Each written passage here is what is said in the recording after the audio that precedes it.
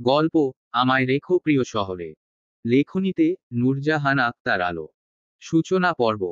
ক্লাসে নতুন শিক্ষককে দেখামাত্র মাথায় বিনা মেঘে বজ্রপাত হলো কুহুর। বিস্ময়ে চোখ বড় বড় করে তাকিয়ে রইল সামনে দাঁড়ানো মানুষটার দিকে। তার মস্তিষ্ক তখন জানান দিল, গড়গড় করে ইংলিশ বলা এটা সেই ফিরিঙ্গি লোকটা, যাকে সে ভুল ঠিকানায় পাঠিয়ে এক প্রকার নাস্তানাবুদ করেছিল। আজ ক্লাসে এসে দেখে এই লোকটা তাদের ইংলিশ টিচার। তাও যেন তেন টিচার নয়, রাগী বদমেজাজি টিচার। কারো বেয়াদবি বরদাস্ত করে না সে। সে যেমন লয়াল তার সঙ্গেও চলতে হবে লয়ালভাবে, নয়তো বিপদ আসন্ন। গত সপ্তাহে একটা ছেলে নাকি স্যার নিয়ে মজা করেছিল। এ কথা স্যার শুনতে পেতে তাকর পুরো কলেজ কান ধরিয়ে হাঁটিয়েছিল। সবার সামনে সরি বলিয়েছিল। তারপর থেকে কেউ স্যারকে নিয়ে বাজে কথা বলে না। কিন্তু সে কি করে বোঝাবে, সেদিন খুব রেগে গিয়েছিল। রিকশাওয়ালার সঙ্গে খুব ঝগড়া করে মেজাজ তিরিক্ষি হয়েছিল। তার উপরে বড় রাস্তা পার হতে গিয়ে আটোর সঙ্গে বেঁধে গিয়েছিল। আটোওয়ালাও তাকে যাচ্ছে তাই বলেছিল। রাগে দুঃখে বাসার গলির কাছে এসে দাঁড়াতেই এই বান্দা এসে হাজির। বান্দাকে তো তখন চিনত না। দেখে মনেও হয় ইনি কলেজের টিচার। দেখতে শুনতেও নায়কমার্কা। কলেজের স্যার হবে বড় ভুঁড়িওয়ালা টাকলা, তবেই না শিক্ষক শিক্ষক ভাব আসবে। তাছাড়া ইনি তাকে দেখে গড়গড় করে ইংলিশ বলছিল।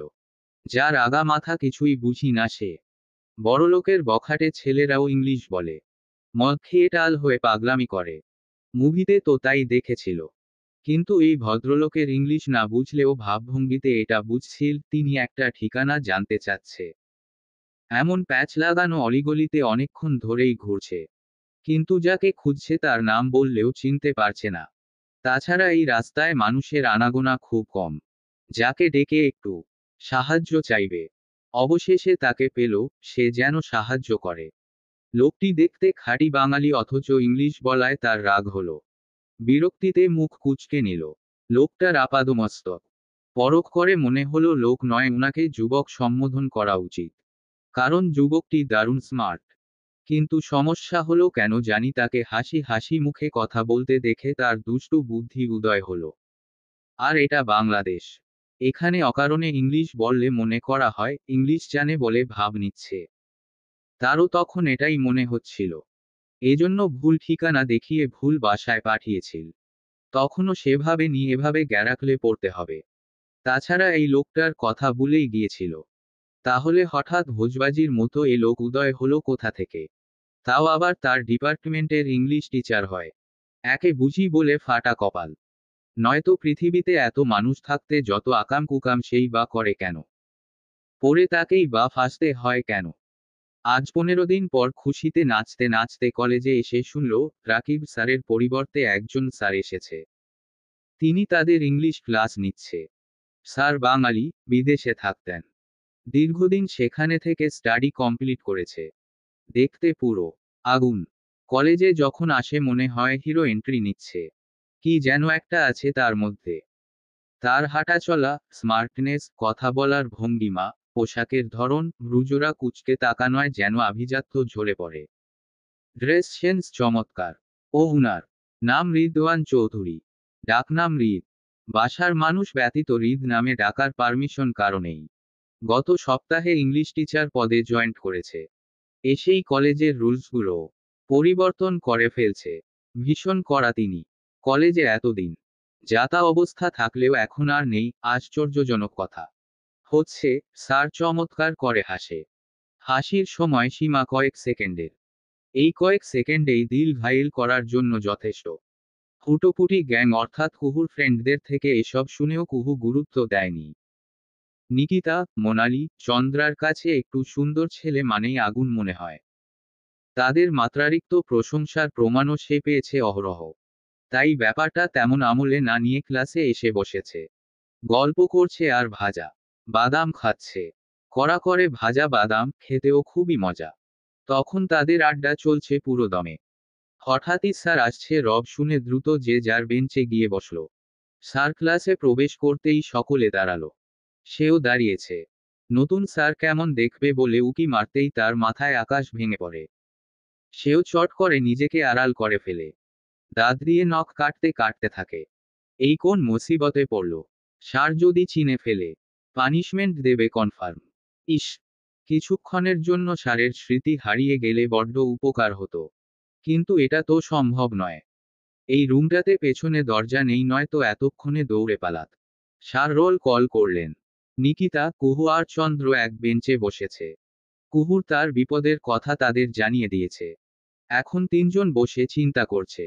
এছাড়া তো উপায়ও নেই। কুহু মুখ কিঞ্চিত আড়াল করে বসে আছে।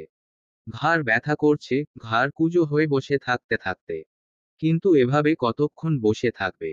এমনিতে ইংলিশ ক্লাস করে না। প্রায় দিন ক্লাস মিস করে। ইংলিশে তার বড্ড অ্যালার্জি। সব সাবজেক্টেই তার অ্যালার্জি, কিন্তু ইংলিশে একটু বেশি। আর ইংলিশ ক্লাসে সে ফেঁসে গেছে। আর গত সপ্তাহ থেকে ইংলিশকেই ফার্স্ট ক্লাস করা হয়েছে। কারণ খেয়াল করে দেখা হয়েছে বাংলা ক্লাসের স্টুডেন্টদের উপস্থিতি নজরে পড়ার মতো উপচে পড়ে যেন। অথচ ইংলিশ ক্লাসে তাদের উপস্থিত থাকে হাতে গোনা 20-25 জন। বাদবাকি উধাও। এতেই স্পষ্ট বোঝা যায়, স্টুডেন্টরা আসে খাতায় নিজের উপস্থিতি জানান দেওয়ার জন্য। আর পেশেন্ট দিয়ে সব গায়েব। ঠিক কুহুর মতোই। স্টুডেন্টরা চালাকি করলে টিচার্সদেরও চালাক হতেই হয়। এজন্য ইংলিশ ক্লাসকে ফার্স্ট ক্লাস করা হয়েছে। এখন যার যার উপস্থিতি জানান দিতে হলে ইংলিশ ক্লাস করতেই হবে। পরে অবশ্য জানা গেছে রিদওয়ান স্যারের বুদ্ধিতে কাজটি করা হয়েছে। ফলস্বরূপ তাকেও ক্লাসে উপস্থিত হতে হয়েছে। কিন্তু স্যার তো প্রতিদিন ক্লাস নিবে। আজ অথবা কাল তাকে ধরা পড়তেই হবে। ধরা পড়লে পানিশমেন্ট। এসব ভাবতে ভাবতে একটা পুরুষালী কণ্ঠস্বর ভেসে এলো, মিডিলে বসা ব্লু স্কার্ফ স্ট্যান্ড আপ। যেখানে বাঘের ভয় সেখানেই রাত হয়। শেষ রক্ষা হলো না। ফিরিঙ্গি নজরে পড়েই গেল সে। কুহু ধীরে সুস্থ উঠে দাঁড়ালো। মিষ্টি করে হাসল। তারপর এমনভাবে তাকালো যেন পৃথিবীতে সবচেয়ে নিষ্পাপ মেয়ে, যার মনে কুটিলতা নেই, অহংকার নেই, ছলচাতুরি নেই। তাকে দাঁড়াতে দেখে স্যার ঘসঘস করে হোয়াইট বোর্ডে কি যেন লিখল। তারপর তাকে বলল ইংলিশে অনুবাদ করতে। সে বোর্ডে তাকিয়ে দেখল খুব সুন্দর করে লেখা, গতকাল মেয়েটি আমাকে সাহায্য করেনি। কারণ সে অকৃতজ্ঞ। কুহু অনড় হয়ে দাঁড়িয়ে রইল। বুঝতে সুবিধা হলো না স্যার তাকে চিনে ফেলেছে। চিনে এখন বাস দিচ্ছে। যত বড় বাক্য লিখেছে সে জীবনে পারবে কি না সন্দেহ। তবুও সে ভাবল, এমন ভাব করল যেন পারব। যতই ভং ধরুক সে পারবে না একথা তার বান্ধবী নিকিতা ঠিকই জানে। সে হাতের চিমটি কেটে আস্তে করে বলে দিল, কিন্তু কুহু শুনতাই পেল না। আবার বলল। এবার শুনতে পেয়ে মনে পড়েছে এমন একটা ভান করে বলার আগে স্যার একটু এগিয়ে এসে নিকিতাকে দাঁড়াতে বলল। তারপর নিকিতাকে আরো কঠিন প্রশ্ন করল। বেচারা নিকিতা পারল না। থতমত খেয়ে বোকা বোকা দৃষ্টি নিয়ে তাকিয়ে রইল। আর সে দাঁত দিয়ে নখ কাটতে লাগল। এটা দেখে স্যার বলল, আগামীকাল হোমওয়ার্ক দিয়েছিলাম, করেছেন? জি না স্যার। কেন? গত 15 দিন কলেজে আসিনি তাই জানতাম না। 15 দিন? তা কেন আসেননি? আমার জীবনে বসন্ত এসেছিল। আমি ওয়েট ওয়েট আমি আপনার লাভ স্টোরি শুনতে ইচ্ছুক নই। তাছাড়া এটা ক্লাসরুম, আপনার বাসার ড্রয়িং রুম নয়। আপনি ভুল বুঝছেন স্যার। বসন্ত আমার প্রেমিক নয়। ওহ, তাহলে কে সে? বাংলা ভাষায় সেই গুটি বসন্ত আর ইংলিশ ভাষায় পক্স। ওহ আচ্ছা। এবার বোর্ডের লেখাটা ট্রান্সলেট করুন। পারবো না স্যার। পড়া পারেন না। ক্লাসে ফিসফাস করে। অভদ্রের মতো ক্লাস নোংরা করেন। স্যার ক্লাসে এসে বসতে বলার আগেই বসে পড়েন। আপনার কি মনে হচ্ছে না এগুলো অন্যায়? আপনি স্বেচ্ছায় অন্যায় করেছেন। জি স্যার, হচ্ছে। অন্যায় করলে সাজা পেতে হয় এটা জানা আছে নিশ্চয়ই। জি স্যার। গুড। এবার আপনি নিজে নিজেকে উপযুক্ত সাজা দিন। জি। আপনার পানিশমেন্ট আপনি নিজেই ঠিক করুন। ক্লাসের লেট হচ্ছে, হ্যারি আপ। কুহু বুঝে গেল কোনোভাবেই তার নিস্তার নেই। তাই সে পুরো ক্লাসটা দাঁড়িয়ে থাকার সিদ্ধান্ত নিল। থাকলো তাই। পাক্কা 45 মিনিট দাঁড়িয়ে থেকে তার কোমর ব্যথা, পা ব্যথা হয়ে গেছে। মনে মনে ফুঁসছে। গালি দিচ্ছে। রিদওয়ান সময় নিয়ে পড়া নিয়ে নতুন পড়া দিল। সঙ্গে দিল হোমওয়ার্ক। যার যার সমস্যা থাকবে সেটা নোট করে রাখতে বলল। কাল এসে সমস্যা সমাধান করে দেবে। তারপর সে ক্লাস শেষ করে বের হওয়ার আগে কুহুকে বলল, আর এই যে আপনি পড়া পারেননি, তাই আগামীকাল শুধু আপনার হোমওয়ার্ক থাকলো, অকৃতজ্ঞ এর ইংলিশ জেনে এটা নিয়ে একটা প্যারাগ্রাফ লিখে আনা। আগামীকাল যদি প্যারাগ্রাফ লিখে না আনেন অথবা ক্লাস মিস করেন, তাহলে শাস্তিস্বরূপ এর পরের দিন আমার ক্লাসটা আপনি করাবেন। ক্লাস করানোর ভয় যদি কলেজে আসায় বন্ধ করে দেন তাহলে গার্ডিয়ান কল করা হবে। একথা বলে সে প্রস্থান করল। আর কুহু ধপ করে বেঞ্চে বসে পড়ল। তার সুখের দিন বুঝি ফুরিয়ে এলো। সবগুলো ক্লাস করে মন ভার করে সিঁড়ি বেয়ে নামছে কুহু। কলেজ ছুটি হলো কিছুক্ষণ আগে। ফুটোপুটি গ্যাং আজকে মনস্তাপ। কারণ তাদের লিডারের মন খারাপ। নিকিতা, চন্দ্রা, পিয়াস, মিরাজ সকলে বটগাছের নিচে দাঁড়িয়ে আছে। কুহু ওয়াশরুমে যাওয়ার নাম করে সেই যে গেছে, ফেরার নামগন্ধ নেই। তারা সেই কখন থেকে আপ্রাণ চেষ্টা চালাচ্ছে কুহুর মন ভালো করতে, কিন্তু পারছে না। এদিকে কুহু ভেবে পাচ্ছে না অকৃতজ্ঞ দিয়ে কিভাবে প্যারাগ্রাফ লিখবে। বাংলাতে হলে চিন্তা ছিল না। তার আবার বানিয়ে লেখার হাত ভালো। এত বানিয়ে লিখতে পারে যে, লিখতে লিখতে মূল ব্যাখ্যা থেকেই ছিটকে যায়। তবুও লেখা শেষ হয় না। কিন্তু এখানে আসল সমস্যা হচ্ছে ইংলিশ। ভাব দেখাতে কথায় কথায় দুয়েকটা ইংলিশ শব্দ ব্যবহার করাই যায়। করেও সে। কিন্তু লাইন বাই লাইন ইংলিশে প্যারাগ্রাফ লেখা তার পক্ষে সম্ভব নয়। সম্ভব নয় মানে একেবারেই সম্ভব নয়। যেখানে ইংলিশে বড্ড কাঁচা সেখানে আবার প্যারাগ্রাফ। মোদ্দা কথা, অকৃতজ্ঞ নিয়ে কে প্যারাগ্রাফ লিখে ভাই? আজ পর্যন্ত আদৌ কেউ লিখেছে? মনে তো হয় না, অথচ তাকে জব্দ করতে ওই ধীরিংডি বেডা এই ঝামেল গছিয়ে দিয়েছে। গুগলে সার্চ দিয়ে খুঁজেছে কিন্তু পাচ্ছে না। যেগুলো পেল সেগুলো কাজেও না। ক্লাস মিস কিংবা কলেজ বাঙ্ক করা যাবে না আগেই বলে দিয়েছে। মানে সব পথ বন্ধ। দুষ্টুমির ছলে না হয় একটু আধটু দুষ্টুমি করেছে তাই বলে এমন শাস্তি দিবে? অন্ধ মানুষ যদি বলে তুমি চাঁদ দেখো, সে দেখতে পারবে, উপভোগ করতে পারবে চাঁদের মোহময় সৌন্দর্য। পারবে না, বরং মন খারাপ করবে, কষ্ট পাবে। তার অবস্থাও এখন সেইম।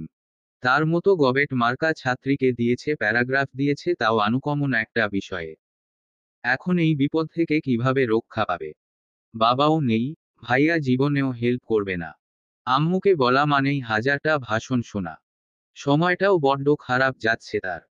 এমন নানান চিন্তা করতে করতে সে ফ্রেন্ডদের কাছে এসে দাঁড়ালো। কাঁধের ব্যাগ উল্টো করে বুকে লাগিয়ে রাখা। চোখে মুখে বিষণ্ণতা। মাথা ভর্তি টেনশন। কলেজ প্রায় ফাঁকা। তারা দাঁড়িয়ে আছে কলেজের গেটের বাইরে। তা কেমন মরা দেখে পিয়াস ফিক করে হেসে ফেলল। তার দেখে মিরাজও হাসল। হাসির কারণ কেউই জানে না, তবুও সবাই হাসল। হাসল না শুধু কুহু। সে মুখ ভার করে গাড়ি দেখছে। আশেপাশে ফাঁকা রিকশা নেই। রোদ চড়েছে। গরমে দরদর করে ঘামছে শরীর। তখন পিয়াস একগাল হেসে বলল, সারা ওইরকম একটু আধটু বকেই। চিল মাম্মা। এক কাজ করি চল, বাজি ধরে ফুচকা খাই। যে হারবে সে বিল দিবে। পিয়াসের কথা শুনে চন্দ্রা তার বাহুতে একটা কিল বসিয়ে দিল। তারপর বিরক্ত মুখে বলল, তোর আইডিয়া গুলো তোর মতোই তেনামার্কা। কটা বাজে খেয়াল আছে? এখন বাজি ধরে ফুচকা গিলতে গেলে ফিরবে দেরি হয়ে যাবে। 3:30টার দিকে কোচিং আছে, ভুলে গেছিস? বালামার। কথায় কথায় মারিস কেন তুই? এমনিতেই গা গতর ব্যথা। ব্যথায় মরে যাচ্ছি আমি। আর এই মুটকি খালি মারে। দাঁড়াবই না তোর পাশে। একথা বলে পিয়াম সরে দাঁড়ালো। চন্দ্রা খিলখিল করে হেসে আরেক ঘা বসিয়ে দিয়ে পিয়াসের পিঠে। পিয়াস রেগে তার এক হাত মুচড়ে ধরল। তখন নিকিতা আতঙ্কিত স্বরে বলে উঠল, এই তোরা মারামারি বন্ধ কর। রিদওয়ান স্যার আসছে। তোদের মারামারি দেখলে সব কটাকেই রাস্তাতে কান ধরে দাঁড় করিয়ে রাখবে। তখন ইজ্জতের ছিটেফোঁটা যা বাকি আছে তাও অবশিষ্ট থাকবে না। একথা শুনে সবাই গেটের দিকে তাকালো। রিদওয়ান ফোনে কথা বলতে বলতে বের হচ্ছে। রাগে গোজগোজ করছে, কাকে যেন ছাড়ছে। এই লোকের কাজই বোধ হয় ঝাড়াঝাড়ি করা। কোনোদিন যদি রিদওয়ান স্যারের মায়ের সঙ্গে কুহুর দেখাও হয়, তাহলে সে একটা কথা জানতে চাইবে। জন্মের সময় কি রিদওয়ান স্যারের মুখে মধু দেওয়া হয়েছিল? নাকি মধু আর সরিষার তেল পাশাপাশি থাকায় গুলিয়ে ফেলে মধুর বদলে সরিষার তেল দিয়েছিল? এত ঝাঁজ কেন উনার? একটুও কি হাসা যায় না? সুন্দর করে কথা বলা যায় না? সব সময় এমন খ্যাচ খ্যাচ করে কেন? খ্যাচ খ্যাচ করা পুরুষদের বউয়ের সুখ থাকে না। স্বামীর খ্যাচ খ্যাচ শুনতে শুনতে তার জনম যায়। এই খারুস ব্যাডার বউয়ের কপালেও সুখ নাই, সেটা তার ব্যবহারে বোঝা যায়। কুহু রিদওয়ানের দিকে তাকিয়ে এসব কথায় ভাবছিল। তখন রিদওয়ান ঘাড় ঘুরাতেই চোখাচোখি হয়। কুহু অপ্রস্তুত হয়ে দ্রুত নজর সরিয়ে নেয়। তাদের এই পাঁচজনকে দলবদ্ধ হয়ে দাঁড়িয়ে থাকতে দেখে রিদওয়ান কল কেটে এগিয়ে আসে। পাঁচ মূর্তির দিকে এক নজর তাকিয়ে জিজ্ঞাসা করে, কোনো সমস্যা? দল বেঁধে দাঁড়িয়ে আছো কেন? মিরাজ জোরপূর্বক হেসে জবাব দেয়, না মানে স্যার এমনি। এমনি? এটা কি এমনি দাঁড়িয়ে থাকার জায়গা? না মানে স্যার, যাচ্ছি স্যার। তোমাদের বাসা কি এক জায়গায়? না স্যার, কুহুর বাসা অন্যদিকে। ওই রিকশা পাচ্ছে না তাই আমরা দাঁড়িয়ে আছি। একথা শুনে রিদওয়ান রাস্তার দিকে তাকালো। রাস্তা ফাঁকা। একটু পরে দূর থেকে একটা রিকশা আসতে দেখা গেল। সে হাতের ইশারায় রিকশা ডেকে কুহুরে যেতে বলল। কুহু বিনা বাক্যে রিকশায় চড়ে বসল। কারো সঙ্গে কোনো কথা বলা তো দূরদৃষ্টি তুলে তাকালো না। দেখল না বন্ধুদের করুণ দৃষ্টি। রিকশা চলতে শুরু করলো। কুহু যাচ্ছে দেখে বাকিরাও দাঁড়ালো না, তারাও হাঁটা ধরল। সামনেই মোড়। সেখান থেকে রিকশা নিয়ে নিবে। রিদওয়ানের থেকে বিদায় নিয়ে তারাও সটকে পড়ল। এই লোক বিপজ্জনক। ইনার পাশে দাঁড়ানো মানে বিপদ। কুহুর বাসায় ফিরে ফ্রেশ হয়ে খেতে বসল। আজকে কোচিং আছে তবুও যাবে না। যাবে না কারণ তাকে স্যারের বাসটা থুড়ি পোড়াটা রেডি করতে হবে। যেই মেয়ে পরীক্ষার আগের দিন রাতে ভোসবস করে ঘুমায়, সেই মেয়েই পড়ার টেনশনে অস্থির। একদিনেই এত পরিবর্তন। এই পরিবর্তন ঠিক কেন সে তো আর কাউকে বোঝাতে পারছে না। এই পোড়াটা রেডি না করলে শাস্তির মাত্রাও যে বাড়বে এটা জানতে অসুবিধা হচ্ছে না তার। সে খেয়ে আবারও ফোন নিয়ে বসল। গুগল ঘেটে দেখল। যত ইংলিশ বই ছিল সব তন্ন তন্ন করে খুঁজেও কাঙ্ক্ষিত প্যারাগ্রাফ খুঁজে পেল না। অবশেষে হাল ছেড়ে সে ঘুমিয়ে গেল। এখন শেষ ভরসা তাই ভাই রূপক। কিন্তু রূপক ফিরবে কখন কে জানে। সে রূপকে একটা মেসেজ লিখল, ভাইয়া তাড়াতাড়ি ফিরো, তোমাকে জরুরি দরকার। রূপকের ফোনে চার্জ নেই। ফোন বন্ধ হয়ে পড়ে আছে। তাই মেসেজও দেখল না। কুহু ঘুম থেকে উঠল ঠিক মাগরিবের আজানের পর। তাও তার আম্মুর বকা শুনে। বসার ঘরে কারো কথা শোনা যাচ্ছে। রূপক হাসছে। তার হাসির শব্দ ভেসে আসছে। ভাইয়ের কণ্ঠ শুনে সে ধরফর করে উঠে বসল। গায়ে কোনোমতে ওড়না জড়িয়ে ড্রয়িং রুমে এলো। আর এসে দাঁড়াতেই রূপক তাকে দেখে বলল, ছুটি এসেছিস? কতবার ডাকলাম তোকে উঠলি না। এত ঘুমকাতুরে হলে চলবে? নি মেহমানের সঙ্গে পরিচিত হয়ে নে, আমার ফ্রেন্ড রিদওয়ান। তোদের কলেজের টিচার। রিদওয়ানকে তার বাসার ড্রয়িং রুমে দেখে কুহু জোরপূর্বক হাসল। সালাম দিল। কত কষ্টে যে সালাম দিল একমাত্র সেই জানে। তারপর মনে মনে বলল, বাস আর কোন কোন দিক দিয়ে আসবে। জীবনটা দেখি বাসময় হয়ে গেল। এই লোক বাস হয়েই কেন বারবার দেখা দিচ্ছে। কুহু বর্তমান অবস্থা বুঝে তার মাথা ঘুরছে। তার শান্তি শেষ। এই লোক ভাইয়ার বন্ধু। কলেজে যা করবে ভাইয়ার কানে সুর সুর করে পৌঁছে যাবে, হয়তো ঘন্টায় ঘন্টায় তার নামে বিচার দিবে। বিচার? ও হ্যাঁ, ওই যে ভুল ঠিকানা দেখানোর বিচার। একথা শুনে ভাইয়া তাকে আছাড় না মারলেই হয়। এমনিতেই তার ভাই খুব ভালো কিন্তু বেয়াদবি সহ্য করে না। প্রিয় বন্ধু নাস্তাবুদ করার কথা শুনলে সে নিশ্চয়ই ধই ধই করে নাচতে না। এদিকে এ বাসায় আলুথালু অবস্থায় কুহুকে দেখে রিদওয়ান নিজেও অবাক হলো। তবে সেটা প্রকাশ করল না। এটা তার সবচেয়ে বড় গুণ। মুখভঙ্গি দ্বারা তার মনের ভাবটা আন্দাজ করা মুশকিল। অত্যন্ত রেগে গেলেও তার বাহ্যিক রূপ শান্ত। রিদওয়ান কফির মগে সিপ নিয়ে আর চোখে একবার কুহুর দিকে তাকালো। কেবল ঘুম থেকে উঠেছে এই মেয়ে। অবেলায়। কেউ ঘুমায়। রাতে কি করে? কলেজ থেকে ফিরেই বোধহয় ঘুমিয়েছিল। মনপ্রাণ জুড়িয়ে ঘুমিয়ে চোখ মুখ আলু আলু করে তারপরে উঠেছে। এলোমেলো চুল, ফোলা চোখ, বচা লাল নাক, কুচকানো পরনের ড্রেস, পায়ে বাসায় পরা বিড়াল স্যান্ডেল। গোলাপি লেডিস গেঞ্জি, আকাশি রঙের লং স্কার্ট তার পরনে। ওড়না কোনোমতে জড়িয়ে রাখা। আর চোখে মুখে বিস্ময় ভাব। তবুও তাকে ভীষণ আদুরে লাগছে। তাকে বোধহয় এখানে একদমই আশা করেনি। এজন্য এমন লুক নিয়ে তাকিয়ে আছে। ভালো করে লক্ষ্য করলে বোঝা যাবে। বিড়বিড় করে গালিটালিও দিচ্ছে বোধহয়। সে কুহুর থেকে দৃষ্টি সরিয়ে রূপকের দিকে তাকালো। ছেলেটা আজীবন গাধা থেকে যাবে। ফোনে বলেছিল তার ছোট বোন বাচ্চা একটা মেয়ে, এত দুষ্টু আর চঞ্চল, দুষ্টুমিতে বাসা মাথা করে রাখে। তার কথা শুনে সে আসার সময় চকলেট, টেডি, আইসক্রিম আর ফল মিষ্টি এনেছে। বাচ্চাদের তো চকলেট আইসক্রিম পছন্দ, আর তার জানামতে মেয়েরা টেডি খুব পছন্দ করে, এজন্য আসার সময় এগুলো এনেছে। কে জানতো রূপকের বাচ্চা বোনটা কলেজে পড়ে, ঘুরে ফিরে তারই ছাত্রী। ছাত্রী হচ্ছে দুষ্টুর শিরোমণি। এত বড় বাচ্চা জানলে এসব আনতো না সে। এখন কি নাকি ভেবে বসে কে জানে। সব এই রূপক গাধাটার দোষ। এত বড় মেয়ে সে বলে কি না বাচ্চা মেয়ে। এটা যদি বাচ্চা হয় তাহলে নাদাস বাচ্চাদের কি বলা উচিত। বনকে মুখ বেজার করে দাঁড়িয়ে থাকতে দেখে রূপক তাকে টেনে পাশে বসাল। রিদওয়ানের আনা গোলাপি টেডিটা কুহুর হাতে তুলে দিতেই কুহুর ওষ্ঠে হাসি ফুটে উঠল। খুশিতে জ্বলজ্বল করে উঠল তার আদুরে মুখখানা। তার সমান টেডি, কি যে সুন্দর। সে মন খারাপের কথা ভুলে গেল, ভুল গেল সময় ক্ষণের কথা। তার খুব শখ ছিল এমন একটা টেডি কেনার। অনেকগুলো টেডি আছে দেখে আম্মু খ্যাচ খ্যাচ করে কিনে দেয় না। মন খারাপের মুহূর্তে অতি শখের জিনিস পেলে কে না খুশি হয়। কে হয় না হয় জানার প্রয়োজন নেই, তবে সে হয়।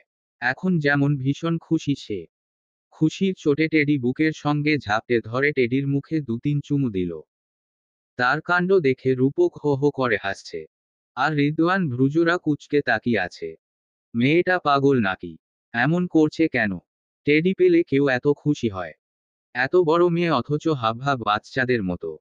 বা ভাইয়ের আদরে ন্যাকা ষষ্ঠী। এদিকে গালভর্তি হেসে কুহু ঘুরিয়ে ফিরিয়ে টেডিটা দেখছে। তার থেকে বড় নাকি ছোট মাপছে। খিলখিল করে হাসছে। তার খুশিতে ড্রয়িং রুমে যেন আনন্দ ঝরে পড়ছে। তখন কুহুর মা ইসমতারা বেগম ট্রে ভর্তি করে একগাদা নাস্তা নিয়ে হাজির হলেন।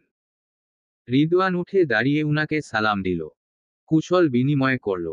ছেলেটার ভদ্রতাজ্ঞান দেখে খুব খুশি হলেন ইসমতারা। সামনের সেন্টার টেবিল জুড়ে নাস্তা রাখতে রাখতে তাকে বসতে বলে নিজে বসলেন সিঙ্গেল সোফায়। একদম ঘরের ছেলের মতো রিদওয়ানকে তুমি করে কথা বললেন। রিদওয়ান কবে ফিরেছে, বাবা মা ফিরেছে কি না, এসে কোথায় থাকছে, কি খাচ্ছে, তার ছোট বোন কিসে পড়ে, এসব একে একে সবকিছু তিনি জিজ্ঞাসা করলেন। রিদওয়ানও বিনয়ীভাবে জবাব দিল। এসে থেকে খুব চাপে আছে সে। দেশে ফিরে সর্বপ্রথম তার ফোনটা চুরি হয়ে গেছে, ফলে কারোর সঙ্গে যোগাযোগ করতে পারছিল না। 1 ঘন্টার মধ্যেই ফোন কিনে কোনো মতে বাবা মাকে তার পৌঁছানোর কথা জানিয়েছিল, নয়তো উনারা টেনশন করতেন। দ্বিতীয়ত এখন সে 5 স্টার হোটেলে থাকছে, বাসা পেলেই উঠে যাবে। সে আবার একটু খুঁতখুঁতে টাইপের, যেখানে সেখানে থাকতে পারে না, খেতে পারে না, তাই সময় নিয়েই ভালো বাসা দেখছে।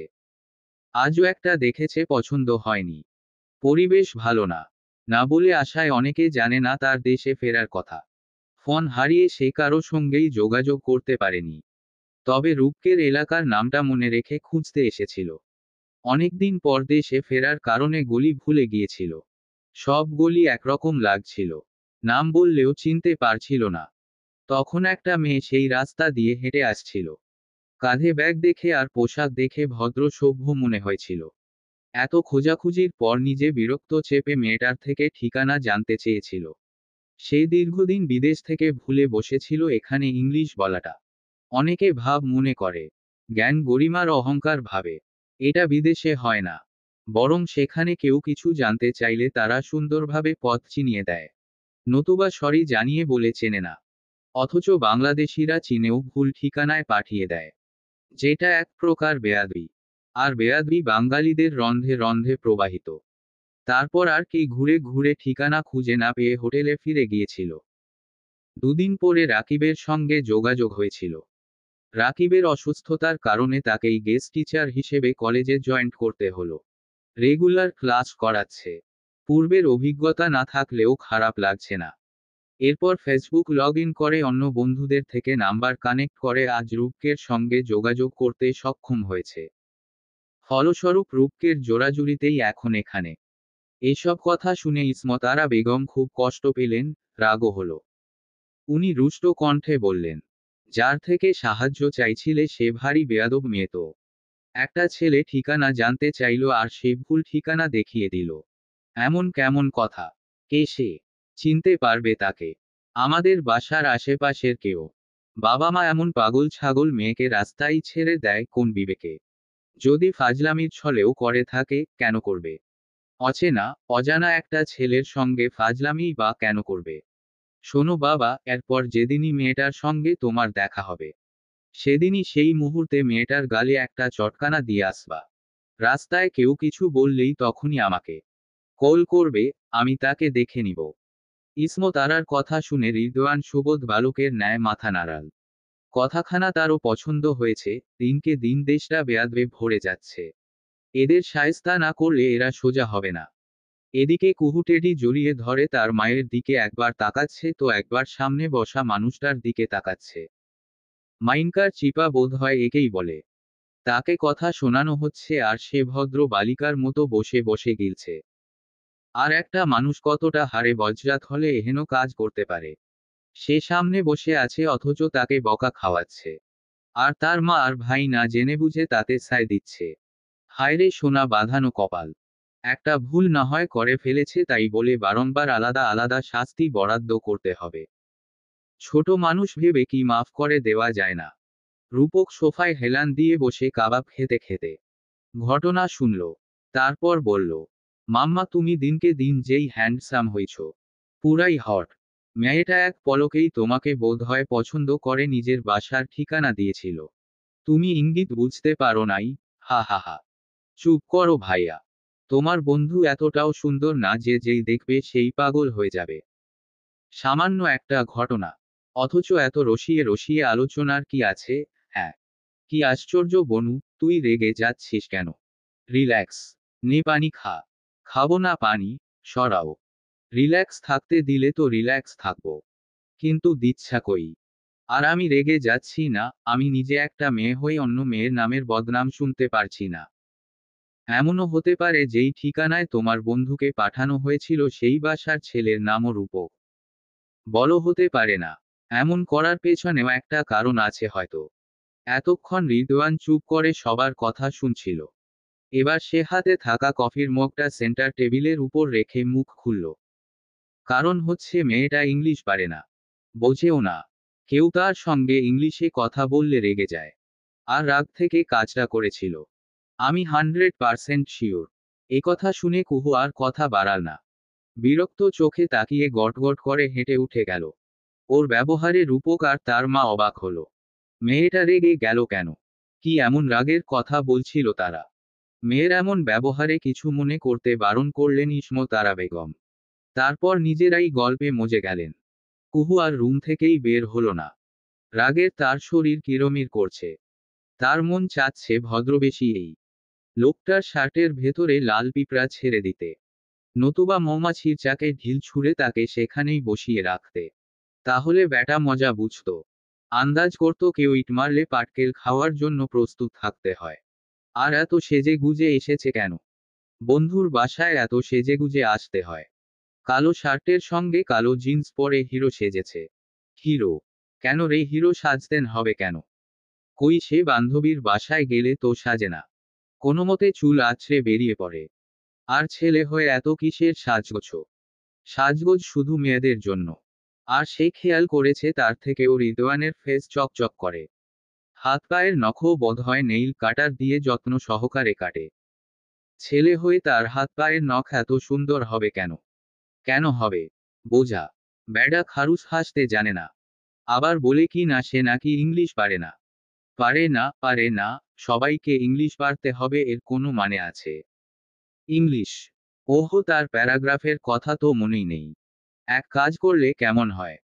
স্যারের পড়া স্যারের মাধ্যমে সেরে নিলে কেমন হয়? হুম হুম। বাহ! এতক্ষণে তার মাথায় জুৎসই একটা বুদ্ধি উদয় হলো। সে খাতা কলম নিয়ে গেল ড্রয়িং রুমে। কিন্তু রিদওয়ান নেই। সে 10 মিনিট আগেই চলে গেছে। ছেলেটাকে এত করে রাতের খাবার খেয়ে যেত বলল, তাও খেল না। এত লাজুক হলে চলে? হোটেলে কি খায় না খাই তার ঠিক নেই। ইসমতারা বেগম এসব বলে দুঃখ করলেন। তারপর মন বেজার করে রান্নাঘরে চলে গেলেন। রান্নাঘরে গিয়ে খাবার বেড়ে টেবিল সাজিয়ে সবাইকে খেতে ডাকলেন। ডাক শুনে কুহু, রূপক আর তাদের বাবা এসে যে যার চেয়ার টেনে বসল। স্বামীর পাশের চেয়ারে বসলেন ইসমত আরা বেগমও। তিনি ছেলে মেয়ের প্লেটে খাবার বেড়ে স্বামীর উদ্দেশ্যে বললেন, রূপকের বন্ধু রিদওয়ানকে চেনো তাই না? ছেলেটা ভীষণ ভালো, কথাবার্তা অমায়িক, বিনয়ী, লাজুক, ট্যালেন্টেড বটে। জানো ছেলেটা এতদিন পর দেশে ফিরে আগের বসে কোনো রিলেটিভদের বাসায় ওঠেনি, একা একা হোটেলে থাকছে। আমার না খুব খারাপ লাগছে। যতই হোক আমি তো মা, মায়েরা জানি ছেলে মেয়ে বাইরে থাকলে মায়ের মন কতটা উতলা থাকে। আমাদের গেস্ট রুমটা তো ফাঁকা পড়ে থাকে। ভাবছি ছেলেটাকে বলল এখানে এসে থাকতে। আর কুহুর কলেজে নাকি টিচার পদে জয়েন্ট করেছে। সে যদি আমাদের বাসায় থাকে কুহুর পড়াতে পারবে। পছন্দের চিংড়ির মালাইকারি দিয়ে তৃপ্ত সহকারে ভাত মুখে দিয়েছে কুহু। ব্যাস, তার গলা দিয়ে আর খাবার নামল না। সে করুণ দৃষ্টিতে তাকালো বাবা মায়ের দিকে, তারপর বলল, গেস্ট রুমে রেখে গেস্ট বানানোর কি দরকার? একেবারে মেয়ের সঙ্গে বিয়ে দিয়ে ঘরজামাই করে ফেলো আম্মু। দয়ার শরীর তোমার, এতে সে বাসা পাবে, তোমার মনও শান্ত হবে। হিরোমার্কা খারুচ চেহারার লোকটা পাত্র হিসেবেও মন্দ হবে না। তাকে ডাকো, এখনই ডাকো, বিয়ের কাজটা চটজলদি সেরে ফেলি। উপরোক্ত কথাটি কুহু মনে মনে বলে পানির সাহায্যে মুখের ভাতটুকু গিলে নিল। মনে মনে না বলে উপায়ই বাকি। এই কথা বাবা মাকে সরাসরি বলা যায়? উহুম, যায় না। সে যতই বেহলাজ হোক তবুও মানুষ তো। আর মানুষের চক্ষুলজ্জা বলে একটা ব্যাপার থাকে। তারও আছে, রিদওয়ানকে সে যতই পছন্দ করুক স্বার্থ মনে মনে স্যারের গোষ্ঠী শুদ্ধ উদ্ধার করা যায়। কিন্তু বিয়ে, ঘরজামাই এসব যেন শ্রুতিকটু দেখায়, চোখে লাগে। তাছাড়া বাঙালি বাবা মা এতটা ভালো হয় না। বাঙালি সন্তানরা খুব কম ফ্রেন্ডলি বাবা মা পায়। সে পায়নি। যারা পায়নি তারা জানে ভুলভাল বকলে কাঁঠালের ডাল থেকে শুরু করে ডাল ঘুটনির আঘাত ঠিক কতটা তীব্র। তার বাবা মা অরিজিনাল বাঙালি। তাদের মাঝে বিন্দুফোঁটা খাদ নেই। সে যদি সত্যি সত্যি কথাটি উচ্চারণ করত তাহলে সঙ্গে সঙ্গে ভাত তোলা চামচ ছুঁড়ে মারতেন তার মমতাময়ী মা ইসমত আরা বেগম। সেই চামচ ঠিক কোথায় লাগতো বলা মুশকিল, তবে লাগতো এটা শিওর। ভাইয়ের বন্ধু মানে ভাই। যতই হোক আপন মায়ের পেটে রক্তহীন সম্পর্কের ভাই। ধরা যাক হাক ডাকে সাজানো ভাই, তবুও ভাই। আর তাকে নিয়ে মজা করা, তার এই কথার পিষ্টে মজার করার স্বাদ ভাতের চামচের করাঘাতে মিটিয়ে ছাড়তেন। এরা বাঙালি বাবা মা, অন্য কিছু না। তাই উক্ত কথাটি মনে মনে জবাব দিয়ে মনকে আপাতত ঠান্ডা করল। মুখ ফসকে বললে যদিও কলিজাটা ঠান্ডা হতো। কিছু করার নেই, আপাতত দুধের স্বাদ হলেই না হয় মেটাক। তখনও ইসমত আরা বেগম স্বামী মোশাররফ হোসেনের সঙ্গে বকবক করেই যাচ্ছে। উনার একটাই কথা, উনি ছেলেটাকে বাসায় থাকতে দিবেন, ব্যাস। ছেলেটা দেশে এসে বন্ধুর বাসা থাকতে হোটেলে পড়ে থাকবে, তবুও উনারা দেখেও না দেখার ভান ধরবে, তাহলে ব্যাপারটা ছোটলোকি হয়ে যায়। বন্ধুত্ব নিয়ে কথা ওঠে। কুহু তার আম্মুর জনদরদি মার্কা ভাষণ শুনের আগে তাকালো না, কথাও বলল না। রূপক 3 নাম্বার চিংড়ি পাতে তুলে নিয়ে মজা করে খাচ্ছে। চিংড়ি তাদের দুই ভাই বোনের ভীষণ পছন্দ। এতটাই পছন্দ যে তার বন্ধুকে নিয়ে এত কথা হচ্ছে অথচ তার কোনো হেলদোলি নাই। সে আছে খাওয়ার তালে। সে খেতেই মনে হয় পৃথিবীতে এসেছে। ভাইয়ের কাজকর্ম দেখে কুহুর মাঝে মাঝে মনে হয় তার ভাই আস্ত পাগল। অবশ্য পাগল ছাড়া দুনিয়া চলে না। তার ভাই হচ্ছে খাওয়া পাগল, ভবের পাগল। এছাড়া এটাও বুঝছে না কুহু, তার আম্মুর মাথার নাট টাট খুলে পড়ে টরে গেল নাকি। পড়লে সেটা কোথায় পড়ল? সেটা তুলে এখনই লাগিয়ে না দিলে সর্বনাশের মাথায় বাস। তার মাতারানী এত দরদি হয়ে উঠেছে যে তিনি প্রায় ভুলেই বসেছেন উনার এক অতীব সুন্দরী বিবাহযোগ্যা কন্যা আছে। আর তিনি যাকে বাসায় রাখার কথা বলছেন সেই যুবকটি বিবাহযোগ্য এক সুদর্শন যুবক। বিবাহযোগ্যা মেয়ে এবং ছেলে দুজনে আগুন এবং ঘি পাশাপাশি রাখার মতো বিপজ্জনক। তাছাড়া মানুষ শুনলে কি বলবে? সবাই কি তার মায়ের মতো সরল মনের? নাকি সবার চিন্তা ভাবনা হয় সহজ সরল? যেখানে ভাইয়ের পাশাপাশি হেঁটে গেলেই গফ নামক তকমা লেগে যায় মাঝে মাঝে, সেখানে এক বাসায় ভাইয়ের বন্ধু থাকলে না জানি কত কেচ্ছা রটিয়ে দেয়। আসলে দোষটা সমাজের না, দোষ মানুষের। মানুষের চিন্তাধারার, কুৎসিত মনোভাবের। তার মা একজন আর্দশ মায়ের স্থানে দাঁড়িয়ে হয়তো ঠিক বলছে। নিজের সন্তান বাইরে দেশে গিয়ে হোটেল থাকলে তার মনটা নিশ্চয়ই খুশিতে ডগমগ করত না। গলা দিয়ে ভাত নামত না। ছেলে যতই বড় হোক, কর্ম করুক, ছেলের চিন্তায় কেঁদে কুল পেতেন না। কেন পেতেন না? কারণ তিনি একজন মা। আর নারীরা সর্বোপরি কঠিন মনের হলেও একজন মা হতে পারে না। কখনো না। যার ঘরে দুটো ছেলে মেয়ে আছে সেই মা কিভাবে কঠোর মনের হতে পারে? তিনি নিজের ছেলেকে রিদওয়ানের স্থানে দাঁড় করিয়ে এই সিদ্ধান্তটা নিয়েছে, এটাও বুঝেছে। তবুও সব দোষ ওই হুকুমুখ নন্দলালের। থুরি রিদওয়ানের। সে কেন বাসায় আসতে গেল? আসলি ভালো কথা, হোটেলে থাকার কথা জানালি কেন? তুমি বড়লোকের বেটা, ইনকামও করো, সারাটা বছর হোটেলেই না হয় থাকো। মোশাররফ হোসেন সহধর্মিণীর কথাগুলো মন দিয়ে শুনে রূপকের দিকে তাকালেন। বাবার দৃষ্টির মানে বুঝল রূপক। সে এতক্ষণে মুখ খুলল। আম্মু, তুমি যত যাই বলো রিদওয়ান এখানে থাকবে না। তোমার আগে আমি ওকে বলেছিলাম কিন্তু সে শোনোনি। সে কারো বাসায় এসে থাকার মতো ছেলে না। সে এক কঠিন ব্যক্তিত্বের মানুষ। সর্বদা নিজে যা ভালো বুঝবে তাই করবে। যত কঠিন পরিস্থিতিই আসুক সে ভাঙবে তবুও মুচকাবে না। ওকে আমি চিনি। ইভেন আমরা প্রতিটা বন্ধু ওকে খুব ভালো করে চিনি। কিছুক্ষণ আগে যাওয়ার সময়ও এখানে থাকার কথা বলেছিলাম। উল্টে আমাকেই কথা শুনিয়ে দিয়েছে। কি বলেছে জানো? বল শুনি। বলেছে, আমরা যে তাকে বাসায় থাকার অফার করেছি তাতেই সে খুশি। কিন্তু সে এখানে থাকতে পারবে না। কারণ আমাদের বাসায় একটা অবিবাহিত মেয়ে আছে। আর সেও অবিবাহিত ছেলে। লোকজনে যখন জানবে সে আমার বন্ধু, এমনকি আমার বাসায় থাকছে, তখন সবার আগে আঙ্গুল উঠবে কুহুর উপর। বাঙালি জাত নাকি জল ঘোলা করতে এক্সপার্ট। সে আসলে কি বোঝাতে চেয়েছে আশা করি আর বলতে হবে না। রিদওয়ান খুব বুদ্ধিমান ছেলে আম্মু। মনটাও পরিষ্কার। যা বলবে মুখের উপরে। রাগঢাক ব্যাপারটা তার মধ্যে নেই। কখনো দেখিওনি। মোদ্দা কথা, সে আমার থেকে শতগুণ বেশি বুদ্ধি নিয়ে চলে। ছেলেটার সঙ্গে কথা বলেই বুঝেছি। তবে রিদওয়ান বলেছে সময় সুযোগ বুঝে মাঝে মাঝে এসে তোমার সাথে দেখা করে যাবে। তুমি যেন রাগ না করো।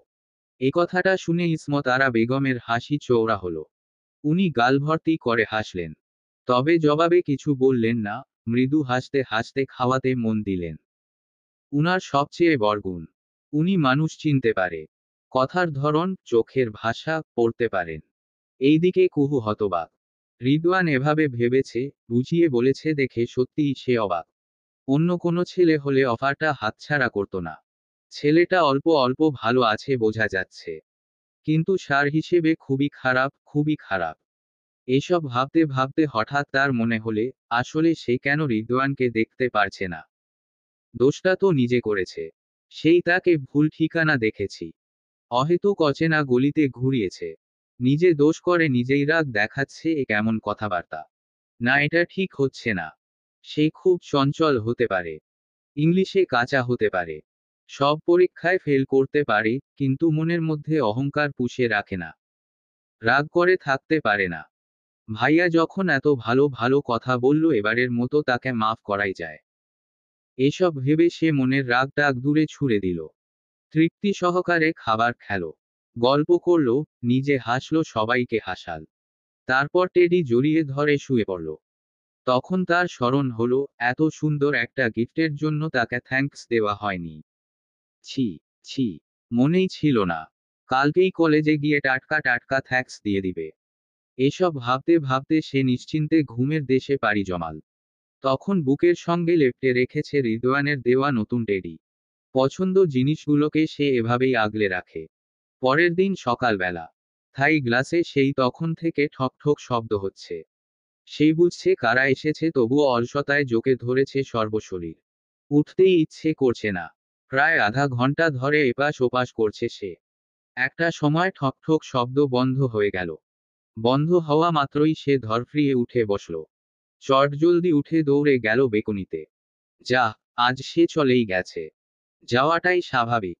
এতক্ষণ অপেক্ষা করলো, তাকে ডাকলো, আর সে মনের শয়তানিকে পাত্তা দিয়ে শুয়েছিল। আজকে সকালটা শুরু হলো মিস্টেক দিয়ে। না জানি কত দিন হয়। সে মন খারাপ করে ফিরে আসতেই আবারও সেই ঠক ঠক শব্দ হলো। কুহু গালভর্তি হেসে থাই গ্লাসটা সরিয়ে দিতেই এক ঝাঁক শালিক একযোগে ছুটে এসে জায়গা দখল করল তার বেলকুনির গ্রিলে গ্রিলে। কিচিরমিচির শব্দে ভারী করে তুলল পরিবেশ। কুহু দৌড়ে গিয়ে গম, ধান, ভুট্টা এনে মুঠো মুঠো তুলে ছিটিয়ে দিল বেলকুনির মেঝেতে। শালিক পাখির দল ঠুকরো ঠুকরে খেতে লাগল। সঙ্গে কিচিরমিচির শব্দ। সম্ভবত দেরি করাই তাকে বকা দিচ্ছে। কুহু দরজার কাছে দাঁড়িয়ে শালিকদের খাওয়া দেখছে। তার এখন প্রতিটা সকাল শুরু হয় এসব স্পেশাল মেহমানদের সঙ্গে গালগল্প করে। শুরুতে এদের সংখ্যা ছিল মাত্র একজন। সেই পাখিটা আর আসে না। কোথাও দেখতে পায় না। প্রথম যে শালিকটা এসেছিল তার নাম রেখেছিল দুখু। কারণ দুখুর এক পা ছিল না। খুব কষ্ট করে হাঁটত পাখিটা। দেখে ভীষণ মায়াও হতো। দুখু রোজভোর বেলা তার থাই গ্লাসে ঠোঁট দিয়ে টোকা দিত। একদিন সে ব্যাপারটা খেয়াল করে সুখুকে খেতে দিয়েছিল। দুখু পেট পুড়ে খেয়ে চলে গিয়েছিল। কিন্তু পরের দিন সকালে আবার এসেছিল। আবার খেয়ে গিয়েছিল। এভাবে প্রতিদিন আসতো সে, সঙ্গে আনতো অনেকগুলো সঙ্গীকে। সঙ্গীগুলো এখন রোজ আসে কিন্তু দুখু আসে না। কেন আসে না জানা নেই তার। তবে দুখু মারা গেছে একথাও ভাবতে চায় না সে। খারাপ লাগে। কষ্ট হয়। তাই সে মনে করে দুখু আছে, হয়তো কোনো কারণে অভিমান করে অচিনপুরীতে চলে গেছে। তার অভিমান ভাঙলে ঠিক ফিরে আসবে। যে দুখু পায়ের কারণে হাঁটতে পারত না, খাবার সংগ্রহ করতে পারত না, সেই দুখু তার মাধ্যমে এতগুলো পাখিদের খাবারের তার ঘাড়ে দিয়ে হারিয়ে গেছে। কি অদ্ভুত তাই না? মানুষের জীবনেও তাই। কিছু কিছু মানুষ জীবনে আসে আলো হয়ে, আনন্দ উল্লাসে ভরিয়ে দেয় চারপাশ। তারপর যখন সে অভ্যাসে পরিণত হয় তখন মানুষটা হঠাৎ করে হারিয়ে যায়, তলিয়ে যায় অচেনা গন্তব্যে। নতুবা জীবন থেকে আনন্দ কেড়ে কষ্টের মুখে ঠেলে দেয় অনাকাঙ্ক্ষিতভাবে। শালিকরা পেট পুড়ে খেয়ে চলে গেলে সেও ফ্রেশ হতে গেল।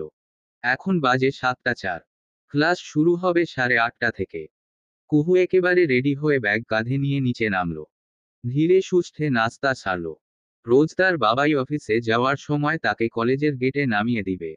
আজ নাকি বাবা যাবে না। অন্য কাজ আছে। রূপক বাসাতেই আছে তবে ঘুমাচ্ছে। বাসায় বম ফেললে উঠবে কি না সন্দেহ। তাই সে নাস্তা সেরে বেরিয়ে পড়ল। ফুটোপুটি গ্যাংয়ের সকলে রাস্তায় এসে গেছে। সে না যাওয়া অবধি কেউ কলেজে ঢুকবে না। বলেও লাভ হয় না তাদের। আসলে বন্ধুগুলো পেয়েছে ভাগ্য করে। স্কুল থেকে তারা 5 জন একসঙ্গে আছে। সারা জীবন একসঙ্গে থাকার ইচ্ছেও আছে। আসলে জীবন তো পরিকল্পনা মাফিক করে না। না চলে কারো ইচ্ছে মতো। পরের কথা পরে ভাবা যাবে তবে যতদিন একসঙ্গে আছে কেউ ফ্রেন্ডশিপ নষ্ট করবে না। প্রিয় বন্ধুদের নিয়ে ভাবতে ভাবতেই সে রিকশা নিয়ে কলেজে চলে গেল। মিরাজ, পিয়াস, চন্দ্র আর নিকিতা কলেজের গেটের সামনে দাঁড়িয়ে আছে। তাদের চোখে মুখে বিস্ময় ঠিকরে পড়ছে। কলেজের গেট দিয়েই অবাক দৃষ্টিতে তাকিয়ে কিছু দেখছে। সে ভাড়া মিটিয়ে বন্ধুদের কাছে গিয়ে দাঁড়ালো। সবার মতো সেও তাকালো কলেজের মাঠের দিকে। রিদওয়ান একটা ছেলের হাতের তালুতে বেত দিয়ে মারছে। সে এবার জানতে চাইল আসল ঘটনা। তাকে দেখে মিরাজ জানালো ছেলেটা একটা মেয়ের ওড়না ধরে টান দিয়েছে। সে বেছে বেছে সুন্দরী মেয়েদের নোংরা স্পর্শ করে। লোকলজ্জা আর সম্মানের ভয়ে কেউ কিছু বলে না। ব্যাপারটা আজকে রিদওয়ান স্যারের চোখে পড়েছে। হাতে নাতে ধরায় ছেলেটা পালাতে পারেনি। ফলস্বরূপ যে হাতে নোংরা স্পর্শ করেছে সেই হাতে বেতের বাড়ি উপহার দেওয়া হচ্ছে। একথা শুনে কুহু মনে মনে খুশি হলো। যাক, এতদিনে একজন লয়ার স্যারকে পাওয়া গেল। অতঃপর তারা ক্লাসে চলে গেল। বেশ কিছুক্ষণ আড্ডা দিল। তারপর ক্লাসের সময় হলে যে যার আসনে বসল। 5 মিনিট পর রিদওয়ান স্যার আসল। তার হাতে একটা ইংলিশ বই। স্যার এসে নাম পেশেন্ট করে আগে হোমওয়ার্ক দেখাতে বলল। যার খাতা তার সামনেই রাখতে আদেশ করলেন। উনি যারটা ইচ্ছে তারটা দেখবে। আর যে হোমওয়ার্ক করেনি সে যেন সব সম্মানে আগে দাঁড়ায়।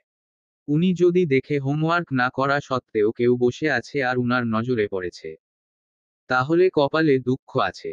একথা শুনে একে একে 17 জন দাঁড়ালো। কুহুও দাঁড়ালো। স্যার সকলের দিকে তাকিয়ে একে একে কারণ জিজ্ঞাসা করল। যে উপযুক্ত কারণ দেখাতে পারল তাকে বসতে বলল আর যে পারল না তাকে 5টা করে বেতের বাড়ি সঙ্গে দাঁড়িয়ে থাকার আদেশ দিল। 17 জনের মধ্যে 3 জন বসার অনুমতি পেয়েছে। বাকিরা দাঁড়িয়ে একে একে মার খাচ্ছে। স্যার এবার কুহুতে জিজ্ঞাসা করল, হোমওয়ার্ক করেননি কেন? করতেই যাচ্ছিলাম, তখনই বাসায় গেস্ট এসেছিল। Special guest? জি স্যার। আমার ভাইয়ার বন্ধু। তা ভাইয়ার বন্ধুকে কি আপনি রেঁধে বেঁধে খাইয়েছিলেন? জি না স্যার। গুড, এবার হাতটা বাড়ান। স্যার, বলছিলাম কি যে, উহুম, একটা বাড়তি শব্দ উচ্চারণ করলে একটা করে মার বাড়বে। ক্লাসের সময় যাচ্ছে, হাতটা বাড়ান। কুহু করুণ দৃষ্টিতে রিদওয়ানের দিকে তাকিয়ে আছে। চোখ বলছে এবারের মতো ছেড়ে দিতে। কিন্তু পাষাণ স্যার ছাড়ল না, বরং শক্তি দিয়ে তার 2 হাতের তালুতে মোট 3টে বাড়ি দিল। পাওনা রইল আরো 2টো। সবাইকে 5টা মেরেছে। তার জন্য 5টা বরাদ্দ। কিন্তু 3টেতেই তার ফর্সা হাত লাল টকটকে রূপ ধারণ করল। যেন রক্ত বেরিয়ে আসবে। দাঁতে দাঁত চেয়ে দাঁড়িয়ে রইল কুহু। ছলছল করে উঠল তার চোখ জোড়া। হাত জ্বলে যাচ্ছে। মনে হচ্ছে কেউ ছুরি দিয়ে কেটে ফালা ফালা করে দিয়েছে। অনেক মার খেয়েছে সে। কিন্তু আজকে মাইর অন্যরকম। এ যেন কারো চাপা রাগের বহিঃপ্রকাশ। সে কাঁদবে না করেও ওর গাল বেয়ে গড়িয়ে গেল জল।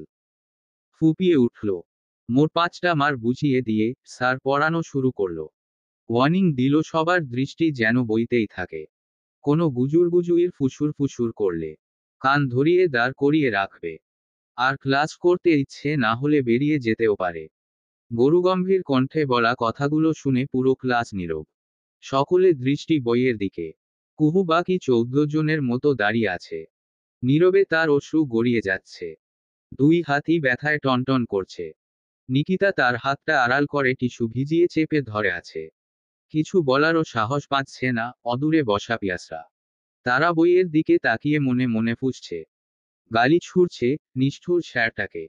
কুহুও সামনে বই রেখে একদৃষ্টিতে তাকিয়ে আছে বইয়ের পাতায়। এখনো নীরবে কাঁদছে। তোতা পাখির মতো নাকটা লাল হয়ে গেছে। সে 100% শিওর রিদওয়ান ইচ্ছে করে তাকে এত জোরে মেরেছে। তার মতো করে কাউকে সে মারেনি। এজন্য মার খেয়ে কেউ কাঁদেওনি। কিন্তু তাকেই বা এভাবে মারল কেন? কিসের রাগ তুলল? ভুল ঠিকানায় পাঠানোর জন্য? নাকি কালকে রেগে তার সামনে থেকে উঠে চলে যাওয়ায়? কলেজের প্রিন্সিপাল আতিকুর রহমানের অফিস রুমে বসে আছে রিদওয়ান। তার দৃষ্টি টেবিলের থাকা পানিভর্তি কাচের গ্লাসের দিকে। মুখভঙ্গি অত্যন্ত স্বাভাবিক। চোখের চাহনিতে শীতলতা। প্রিন্সিপাল এই অবধি তাকে অনেক প্রশ্ন করেছে, কিন্তু সে একটিরও জবাব দেয়নি। জেদ চেপে চুপ করে বসে আছে। যেন প্রতিজ্ঞা করেছে টু শব্দ করবে না। ভাবভঙ্গিতে স্পষ্ট সে কাউকে জবাব দিতে বাধ্য নয়। দিবে না। এই জেদি একগুঁয়ে স্বভাবের ছেলেটার সঙ্গে না পেরে প্রিন্সিপাল বেল বাজিয়ে টুটুলকে ডাকলেন। টুটুল সাধারণ কর্মচারী। চা করা চিটারদের আদেশকৃত টুকটাক কাজকর্ম করে থাকে। বয়স কতই বা 22 কি 23। টুটুল বেল শুনে দ্রুত অফিস রুমে এসে পৌঁছালো। হাতের ফাইল ধরা অবস্থাতে হাসি হাসি মুখে জানতে চাইল, কিছু লাগবো ছাড়? প্রিন্সিপাল স্যার মুখটা গুরুগম্ভীর করে বললেন, ইংলিশ ক্লাসে রিওয়ান যাদেরকে মেরেছে তাদের সবাইকে ডেকে আনো। সবাই যেন আসে। সবাই। জি স্যার। আদেশ পেয়ে টুটুল চলে গেল। আর প্রিন্সিপালের কথা শুনে রিদওয়ান হাসল। হাসির কারণে তার বাঁকা দাঁতটা স্পষ্ট হয়ে দেখা গেল। প্রিন্সিপাল সেটা দুচোখ ভরে দেখলেন।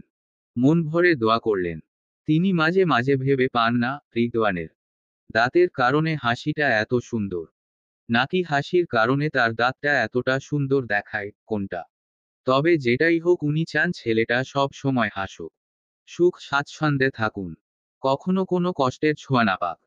কিন্তু এই জীবনে বাঁচতে হলে লড়তে হবে, মুখোমুখি হতে হতে সুখ এবং দুঃখের। তবেই না মানবজীবনে সার্থকতা আসবে। প্রিন্সিপালকে এভাবে মুগ্ধ নজরে তাকাতে দেখে রিদওয়ানের হাসি মুছে গেল। থমথমে মুখে ঘাড় ঘুরিয়ে অন্যত্রে তাকিয়ে রইল। হাসি মুখটা মলিন হতে দেখে প্রিন্সিপাল দীর্ঘশ্বাস ছাড়লেন। বুঝলেন ছেলেটা এখনো উনার প্রতি অভিমান পুষে রেখেছে। তীব্র অভিমান। আচ্ছা, উনাদের বাবা ছেলের অভিমান কখনো ভাঙবে না। ছেলেটা পূর্বের মতো বাবা বলে ডাকবে না। হয়তো ডাকবে না। কারণ ছেলেটাও হয়েছে বড্ড একরোখা। রাগে জিদে। মায়ের মতোই বেপরোয়া, লাগাম ছাড়া। রাগটা যেন তাদের রন্ধে রন্ধে। তারা যা বলবে সেটাই ঠিক, নয়তো এতবার করে বলার পরেও হোটেলে উঠল কেন? কেন নিজের বাবার এত বড় বাসা থাকতে একা থাকছে? কি বোঝাতে চায় উনি বাবা হিসেবে বিবেকহীন, দায়িত্বজ্ঞানহীন, ভুল বোঝাবুঝি কারণ সমাধা করেছে অনেক আগে। তবুও কেন উনাকে মা ছেলে এভাবে দূরে সরিয়ে রাখে? উনি কি মানুষ না? উনার কি কষ্ট হয় না? স্ত্রী, দুই ছেলে মেয়ে থাকতেও উনাকে একা বসবাস করতে হয়। জ্বরে একা একা কাতরাতে হয়, এত বড় ডাইনিং টেবিলে একা একা বসে খেতে হয়। যাদের জন্য শখের বশে এত বড় বাড়ি বানিয়েছিলেন তারা থাকে না, কারো হাসিতে কলকল করে ওঠে না বাড়ির ড্রয়িং রুম। লোক নেই, জন নেই, সংসারের হাল ধরার কেউ নেই। দিন শেষে ক্লান্ত শরীরে বাসায় ফিরে দুটো কথা বলার মানুষ নেই। এগুলো কি কষ্ট না? স্ত্রী সন্তান থেকেও উনি নিঃস্ব, এটা কি একজন পুরুষের বুক ব্যথার কারণ না? কিন্তু কাদের বোঝাবে এ কথা? কে বা বুঝবে উনার কষ্টগুলো? যদি বোঝার মতো কেউ থাকতো তাহলে উনার ভাঙা সংসারটা অনেক আগেই জোড়া লাগতো। হাসি খুশি, রাগ অভিমানে মুখরিত হতো উঠত মৃতপ্রায় সংসারটা। উনি কলেজে পারিবারিক আলোচনা পছন্দ করে না। ব্যক্তিগত সম্পর্কের টান কলেজের বাইরে, ভেতরে নয়। তবে যেদিন হঠাৎ রিদওয়ান এসে গেস্ট টিচার হয়ে কলেজে জয়েন করার কথা জানায়, সেদিন কিছুটা আবেগপ্রবণ হয়ে পড়েছিলেন। অবাধ্য চোখজোড়াও ভিজে উঠতে চেয়েছিল। এতদিন পর ছেলেকে দেখে বুক ভার হয়ে এসেছিল। ভীষণ ইচ্ছে হচ্ছিল ছেলেটাকে বুকে জড়িয়ে নিত, ছেলের কাঁধে মাথা রেখে হু হু করে কাঁদতে। কিন্তু তিনি পারেনি বলেই হয়তো ছেলেটা দূরে দূরে থাকে। দুপুরে লাঞ্চে ডাকলে আসে না, ফোন করলে ধরে না, ধরলেও কথা বলে না। কেন জানি পালিয়ে পালিয়ে থাকে। রিদওয়ান ঘড়িতে সময় দেখল, তার আরেকটা ক্লাস আছে। এতক্ষণ বসে থাকা যায় না ভেবে উঠতে যাবে তখন কুহুসহ মোট 17 জনের একটা দল এলো। এসে সালাম দিল। অফিস রুমে রিদওয়াকে দেখে সকলে একে অপরের দিকে তাকালো। কেউ কেউ ভয়ে ঢোক গিলল। এক একজনের মুখ চুপসে গেল, বুক ধড়ফড় করতে লাগলো। কিন্তু কেউ নড়ার সাহস করল না। তাদের ভয়ার্ত মুখ দেখে রিদওয়ান তাদের দিকে তাকিয়ে হাসল। মুচকি হাসি। স্যারকে হাসতে দেখে অনেকে সাহস পেল। রিদওয়ান আবার ঘুরে বসে ফোন কল করতে লাগলো। সে তাকিয়ে থাকলে ছেলে মেয়েগুলো ভয়েই কথা বলতে পারবে না, অথচ তাদের এখন কথা বলা উচিত। তখন প্রিন্সিপাল সকলের উদ্দেশ্যে জিজ্ঞাসা করলেন, রিদওয়ান কেন মেরেছে তোমাদের? একথা শুনে কুহু রাগে গোজগোজ করে জবাব দিল, হোমওয়ার্ক করে আসিনি তাই। এভাবে মারধরের নিয়ম নেই। তাছাড়া মারের নিয়ম নেই তবুও তো মেরে। একথার পাল্টা জবাব দিতে পারল না কুহু। রিদওয়ান ঘাড় ঘুরিয়ে তাদের দিকে তাকিয়েছে, তাদের বলতে তার দিকেই। এমন সর্পশীতল চাহনি দেখে কুহু কথা গুলিয়ে ফেলল। কি বলতে চেয়েছিল সেটাও ভুলে গেল। নতমস্তকে নিশ্চিহ্ন হয়ে দাঁড়িয়ে রইল। আর একটা কথাটো উচ্চারণ করার সাহস হলো না তার। হবেই বা কিভাবে? এমন খাইয়ে ফেলামু লুক নিয়ে তাকিয়ে থাকলে কথা বলা যায়? কুহু কথা সম্পূর্ণ না করাতে প্রিন্সিপাল ভ্রু কুঁচকে তাকালেন। ছেলেকে তাকাতে দেখে বুঝলেন ব্যাপারখানা। চোখ দ্বারা নীরব হুমকি। সঙ্গে খেয়াল করলেন এতগুলো ছেলের মাঝে এই একটিই মাত্র মেয়ে। মেয়েটি ভারী সুন্দর দেখতে। তবে তার মুখ লাল হয়ে আছে। বোঝা যাচ্ছে সে কেঁদেছে। কাদার ফলে মুখের এই করুণ অবস্থা। কান্না এখনো তার গলাতেই আটকে আছে। কথা বললে ফোপানোর মতো শোনাচ্ছে। তখন শাহেদ নামের একটা ছেলে এগিয়ে এলো। সেই বুকে সাহস নিয়ে বলল, স্যার আমাদের ছেলেদের মেরেছে কলেজের ছাদে বসে সিগারেট খাওয়ার জন্য। আর আর আসলে স্যার, ঘটনাটা খুবই লজ্জাজনক। তবে স্যার আমাদের মেরেছে, আমাদের অভিযোগ নেই। তবে এইটুক বলতে পারি স্যার পড়ার অজুহাতে মেরেছে। এর পেছনের অনেক বড় অপরাধ জড়িয়ে আছে। যেই অপরাধ করেছি তাতে আমাদেরকে কলেজ থেকে বের করে দিলেও অবাক হব না। কি অপরাধ করেছো বলো, আমিও জানতে চাই। স্যার, শাহেদ ততলাতে লাগলো। বলতে পারল না। সকলেই মাথা নিচু করে নিল। অপরাধীরা যেভাবে দাঁড়ায় তারাও সেভাবে দাঁড়িয়ে আছে। শুধু কুহু বোকা বোকা চোখে সবাইকে দেখে যাচ্ছে। এরা কি বলছে কিছুই বুঝছে না সে। অপরাধ, মার, ছাদ, সিগারেট খাওয়া এসব কোথা থেকে এলো? কি বলছে এরা? সব তার মাথার উপর দিয়ে যাচ্ছে। শাহেদ যখন কিছু বলতে পারল না তখন রিদওয়ান তাদেরকে যেতে বলল। সে বাকিটা বুঝে নিবে। তার এই কথা শুনে হতভম্ব হয়ে তাকিয়ে রইল সকলে। প্রিন্সিপালের অফিস রুমে বসে গেস্ট টিচারের পদে থেকে সে এমন দুঃসাহস দেখাচ্ছে কিভাবে? প্রিন্সিপাল স্যারও কিছু বলছে না কেন? কিসের ভিত্তিতে রিদওয়ানকে ছাড় দিচ্ছেন? সবার মনে এমন ধরনের প্রশ্ন উদয় হলেও প্রশ্ন করার সাহস হলো না কারোই। তারা সকলে চলে এলো। আসলে এরা কেউই রিদওয়ানের নামে অভিযোগ জানায়নি। টুটুল ক্লাসরুমের পাশ দিয়ে আসার সময় রিদওয়ানকে এভাবে মারতে দেখেছে। দেখামাত্রই উনাকেও দেখিয়েছে। স্টুডেন্টদের এভাবে মারার নিয়ম নেই। এই নিয়ে জলঘোলা হয়েছে অনেক। রিদওয়ান বাইরে দেশে থাকতো নিয়ম কানুন হয়তো জানে না। এই কথা ভেবে কাউকে কিছু বলার সুযোগ না দিয়ে উনি রিদওয়ান সহ যাদের মেরেছে সকলকে ডেকে এনেছে, যাতে পরে জলঘোলা না হয়। ব্যাপারটা এখানেই সমাধান হয়। তাছাড়া একথা জানাজানি হলে কলেজের রেপুটেশন নষ্ট হবে। উনাদের শিক্ষার দিকে আঙুল তুলবে। অনেকেই এই সুযোগে মিথ্যাচার ছড়াতেও পিছপা হবে না। কুহুরা চলে গেল। রিদওয়ান জানালো, ছেলেগুলো তাদের এক বড় ভাইয়ের কথায় কলেজে এসে গাঁজা বিক্রি করে। এমন ভাবে করে এখন অবধি কোনো টিচারের নজরে আসেনি। আর আসলেও গুরুত্ব দেয়নি। এক কাজ হয়ে আসছে গত 3 মাস ধরে। কাজগুলো করে 5 জনের একটা দল। তারা প্রথম প্রথম ফ্রিতেই দিত। যখন দেখলো যারা ফ্রিতে নিত তারা রেগুলার গাঁজা টানা শুরু করেছে, তখনই তারা ফ্রিতে দেওয়া বন্ধ করে দিল। ফলে গাঁজার নেশা যাদেরকে পেয়ে বসেছে তারা টাকা দিয়ে কিনে খেতে শুরু করলো। গাঁজা বাদে এখন ইয়াবা আনাও শুরু হয়েছে। ইয়াবার দাম বেশি, এজন্য এখন দিচ্ছে এক পিচ মাত্র 80 টাকা। যারা ইয়াবা খাওয়া শুরু করেছে অভ্যাস হয়ে গেলেই দামটা বাড়িয়ে দিবে, এটা হচ্ছে ব্যবসার ট্রিক্স। এসব কেনাবেচা হয় পরিত্যক্ত স্টোর রুমে, ওয়াশরুমে আর ছাদে। আজ সকালে যে ছেলেকে সে মেরেছে সে এই কলেজের স্টুডেন্টই না, রাস্তার টোকায়। সে কলেজ ড্রেস পরে রোজ গাঁজা দেওয়ার জন্য আসে, এসেই মেয়েদেরকে নানানভাবে হ্যারাস করে। রিদওয়ান এসব কিছু জানতো না। কেউ একজন তাকে চিঠির মাধ্যমে জানিয়েছে। পরে খতিয়ে দেখে ঘটনা সত্য। রিদওয়ান তার পকেট থেকে চিঠি বের করে টেবিলের উপরে রাখল। প্রিন্সিপাল হতবাক হয়ে চিঠিখানা পড়লেন। কবে, কোথায়, কিভাবে, কি হয় সব ডিটেইলসে লেখা। প্রিন্সিপাল চিঠিটা রেখে বললেন, মেয়েটাও কি এসবের সঙ্গে জড়িত? না, তার কেস অন্য। গুরুতর কিছু? না, তবে আমি সামলে নিব। আসি। একথা বলে উঠতে গেলে প্রিন্সিপাল স্যার রুষ্ট স্বরে বললেন, মেয়েদের গায়ে হাত তুলতে নেই। যত অপরাধী করুক আগে বুঝিয়ে বলা উচিত। এভাবে মারবে না কাউকে। মেরে কাঁদানো একজন ভালো শিক্ষকের কাজ নয়। মারের কিছুই হয়নি। ওর কপালে আরেক দফা মার নাচছে। রিদওয়ানের কথা শুনে স্যার অদ্ভুত দৃষ্টিতে তাকালেন। এটা আবার কেমন কথা? কি এমন দোষ করেছে মেয়েটা? দেখে মনে হলো রিদওয়ানকে ভয় পায়। ভয় তখন কথা বলাও বন্ধ করে দিয়েছিল। এই তেজি বুনো ঘোড়াটা হঠাৎ ফুটফুটে মেয়েটার উপর রাগল কেন? রাগের কারণ কি? যতদূর মনে পড়ে রিদওয়ানের নামে মেয়েলি কোনো কেস নেই। মেয়েদের অসম্মান করে না সে। তাহলে এই মেয়েটার পেছনে হাত ধুয়ে পড়ার কারণ বুঝলেন না। ছেলে বড় হয়েছে। ছেলের পেছনে গোয়েন্দাগিরি করাও ঠিক হবে না। আর রিদওয়ান জানলে রেগে যাবে। তাকে রাগানো মানে নিজের সম্মান নিজ হাতে খোয়ানো। উনি আর কথা বাড়ালেন না।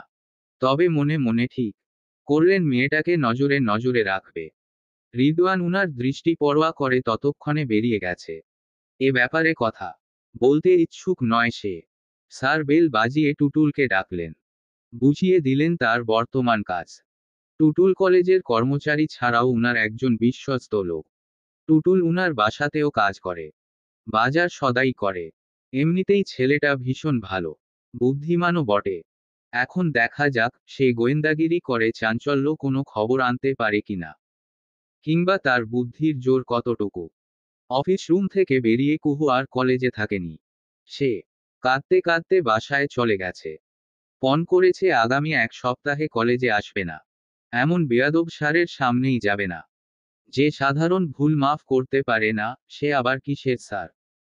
সে নিজে আস্ত বেয়াদব, সে নাকি দিবে শিক্ষা। দরকার নেই এমন শিক্ষার। এদিকে মেয়েকে কাঁদতে দেখে ইসমত আরা বেগম কি হয়েছে বারবার জিজ্ঞাসা করলেন। সে তাও বলনি। আম্মুরও উপরেও তার রাগ হচ্ছে, ভীষণ রাগ। সে রাগে দুঃখে হিজাব আর ভি বেল্টটা খুলে কলেজ ড্রেস পরে শুয়ে পড়ল। হাতের অবস্থা খুবই খারাপ। ব্যথায় টনটন করছে। আড়াআড়িভাবে দুটো করে দাগ বসে গেছে। সে হাতের অবস্থা দেখে কাঁদতে কাঁদতে একটা সময় ঘুমিয়ে গেল। তখন তার ফোনে মেসেজ টোন বেজে উঠল। ঘুমন্ত কুহু জানতেও পারল কেউ একজন মরিয়া হয়ে তাকে খুঁজে বেড়াচ্ছে। অবশেষে না পেয়ে নাম্বার মেসেজ করেছে। কিন্তু কুহুর ফোনের খেয়াল থাকলে তো সারাদিন যা ঘটল তাতে নিজেরই হুঁশ থাকার কথা না। তাছাড়া সে মেসেজ চেক করে না। কারণ এলে রবি কোম্পানির মেসেজই আসে তার ফোনে। ব্যক্তিগত পছন্দ নেই, মানুষও নেই। কেউ তাকে মেসেজ করতে পারে এই ধারণাও তার নেই। এজন্য হয়তো অনাদরে মেসেজটা আনসিন অবস্থায় থেকে যাবে। কখনো যদি সিন করেও তাহলে দেখতে পাবে কারো বুকচাপা রাগের ক্ষুদে বহিঃপ্রকাশ। রাগটুকু যেন এই মেসেজ উগরে দেওয়া। ভিবেল্টের সঠিক ব্যবহার না জানলে সেটা ব্যবহারের প্রয়োজন নেই। সেটা নেওয়া যা, না নেওয়াও তা। কলেজে এসে ছেলেদের থেকে গা বাঁচিয়ে চলা এক বুদ্ধিমতী মেয়ের কাজ। কিন্তু যারা সস্তা তারা ব্যাপারটা আমলেই নেয় না। ছেলে মেয়ের ফ্রেন্ডশিপ খুবই ভালো, তবে ছেলে হয়ে মেয়ের ভিবেল্ট ধরে টানাটানি করা জঘন্যতম কাজ। আর জঘন্য কাজটা করার পরেও যদি সেটাকে হেসে উড়িয়ে দেওয়া হয় তাহলে বুঝতে হবে প্রশ্রয় দুজনেরই আছে। তারা দুজনেই চরম বেয়াদব। আর বেয়াদবের শাস্তি বেয়াদব হয়ে দিতে হয়। ঘড়িতে সময় সকাল 8:30। বাইরে তখন তুমুল ঝড় বৃষ্টি। ঝড়ের কারণে হেলে যাচ্ছে গাছ। ঝরছে শুকনো পাতা। উড়িয়ে দিচ্ছে ধুলো। ভেঙে দিচ্ছে সযত্নে গড়া পাখির বাসা। কালো পিছলা রাস্তার বুকে আছড়ে পড়ছে বড় বড় বৃষ্টির ফোঁটা। মাটির সোদা সোদা গন্ধ ভাসছে চারদিকে। গতকাল রাত থেকে শুরু হয়েছে অঝোর ধারার বৃষ্টি। যেন ধুয়ে দিচ্ছে তাপদাহের অসহ্যকর গ্লানি। কালকে থেকে ঝিরিঝিরি বৃষ্টি হলেও এখন শুরু হয়েছে ঝড়ের তাণ্ডব। সঙ্গে তাল মেলাচ্ছে অনাকাঙ্ক্ষিত বৃষ্টি। এই মাসেই এসো হে বৈশাখ গান গেয়ে বৈশাখকে সাদরে নিমন্ত্রণ করা হয়েছে। পান্তা ইলিশ খেয়ে উদযাপন করার হয়েছে নববর্ষ। বৈশাখ মাসকে কেন্দ্র করে কত বর্ণাঢ্য আয়োজন। রাস্তায় রাস্তায় আলপনার বাহার। রমনার বটমূলে আয়োজিত বর্ষবরণের অনুষ্ঠান। এসব কিছু চমৎকারভাবে পালন না করা হয়েছে। এসো হে বৈশাখ এত সুন্দর সম্মানিত ডাক শুনে বৈশাখও লেজ নাড়তে নাড়তে আজ ভয়ানক রূপ নিয়ে হাজির হয়েছে। এখন তার রূপের অনলে অসহায় মানুষদের কত ক্ষতি হয় কে জানে। তবে এতদিনের তীব্র তাপদাহ কাটিয়ে মিলেছে এক পশলা বৃষ্টির পরশ। জনজীবনে মিলেছে স্বস্তির আভাস। গরমের তীব্রতা, আবহাওয়ার রুষ্টতা এতদিন ছিল বাঙালির কষ্টের কারণ। এসব ছাপিয়ে পরিশেষে বৃষ্টির আগমন এক প্রশান্তির বার্তা।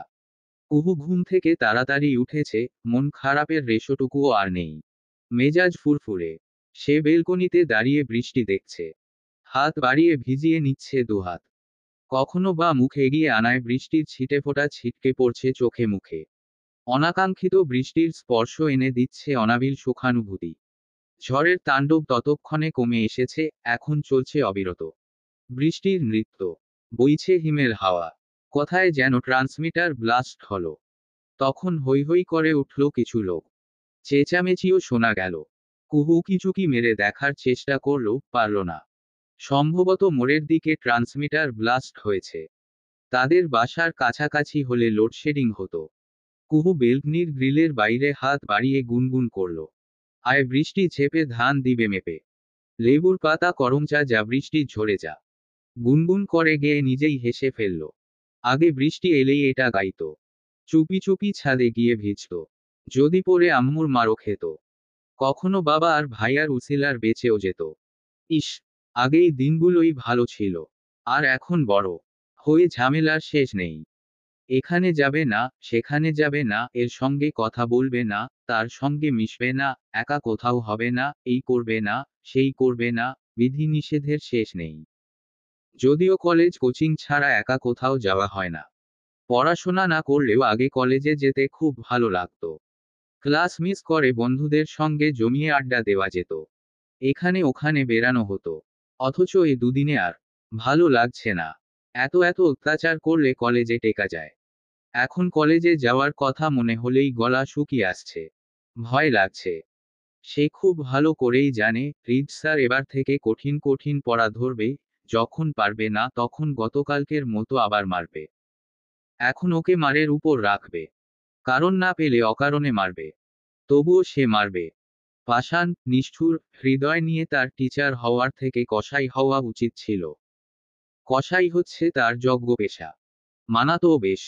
পরনে চেক লুঙ্গি আর গলায় গামছা ঝুলিয়ে দিলেই পারফেক্ট লুকে আসতো। তখন রিদওয়ান হৃদ নাম কেটে কুটে সবাই ডাকতো কসাই হৃদ। তখন কারো পদধ্বনি শব্দ শুনে কুহু দৌড়ে রুমে চলে গেল। জলদি করে আটকে দিল বেলকনির দরজা। তারপর শুয়ে পড়ল ভদ্রভাবে। চোখজোড়া বন্ধ করল ঝটপট, যেন গভীর ঘুমে নিমগ্ন। তখন ইসমত আরা বেগম দরজা খুলে নিঃশব্দে মেয়ের রুমে উকি দিলেন। রুমে চুপ করে শুয়ে থাকতে দেখে চলে গেলেন। নয়তো এতক্ষণে ভাষণ শুরু হয়ে যেত। ভাষণ গিয়ে মোড় নিত তার ফোন টিপানিয়া। আম্মু চলে গেলে সে এবার উঠে আধশোয়া হয়ে বসল। হাত বাড়িয়ে ব্লুটুথ নিয়ে কানে গুজে নিল। তারপর ফোন খুঁজতে গিয়ে তার খেয়াল হলো ফোন কলেজ ব্যাগে। কাল কলেজ থেকে ফেরার পর ফোন হাতে নেওয়া হয়নি।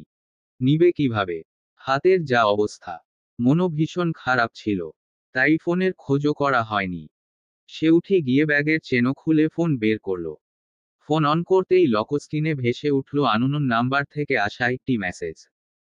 তার ফোনে তো মেসেজ আসে না। বন্ধুরা মেসেঞ্জার নতুবা হটস অ্যাপে নক করে, নয়তো সরাসরি কল করে। সে কৌতূহলবশত মেসেজটা সিন করল। তারপর ধীরে সুস্থে পড়ল। ভিবেল্টের সঠিক ব্যবহার না জানলে সেটা ব্যবহারের প্রয়োজন নেই। সেটা নেওয়া যা, না নেওয়াও তা।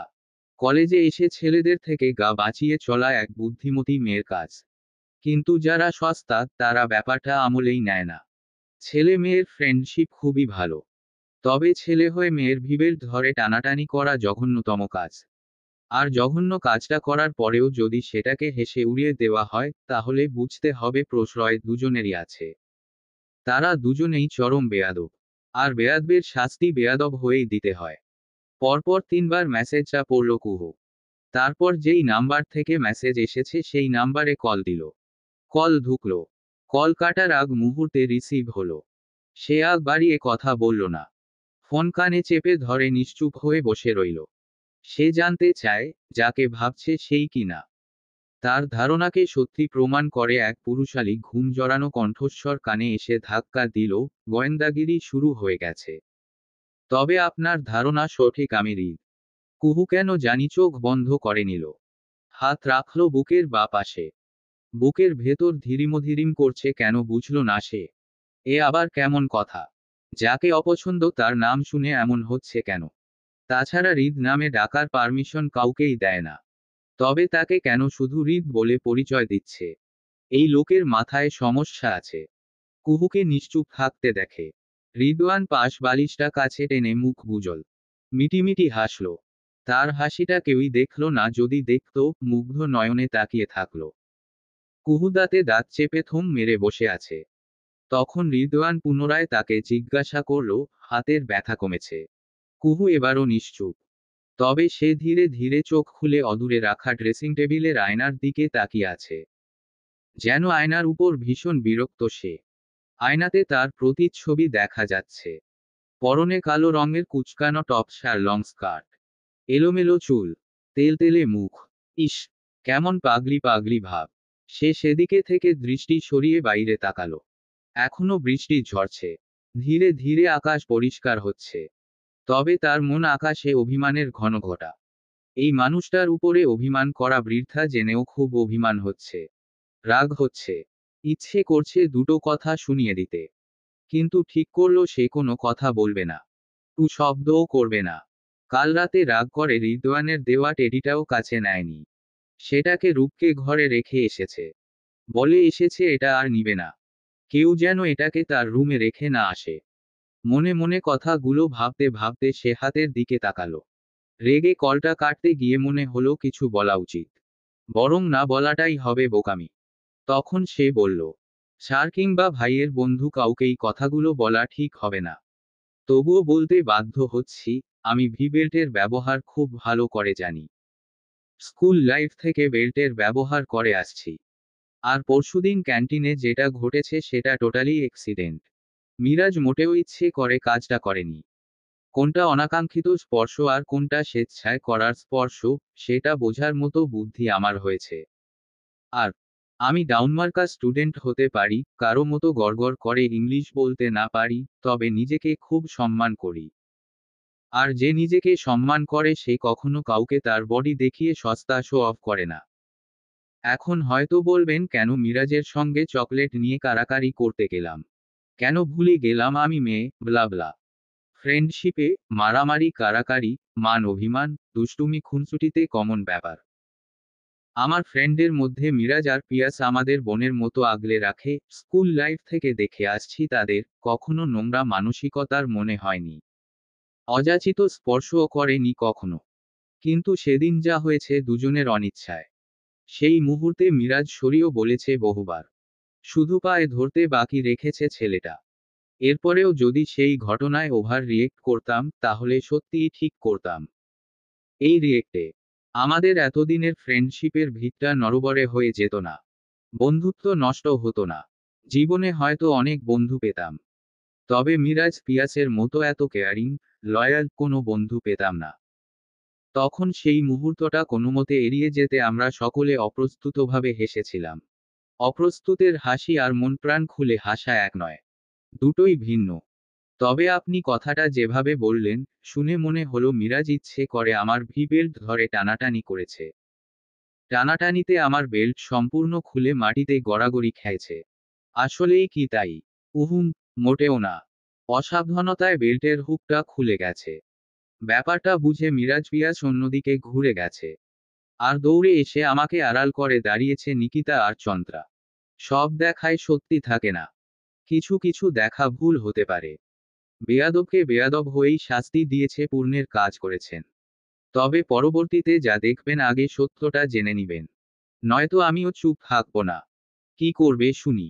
স্যার তার স্টুডেন্টকে শিক্ষা দিতে পারে, স্টুডেন্ট হয়তো আর স্যারকে শিক্ষা দেওয়া যায় না, দিতেও পারবো না।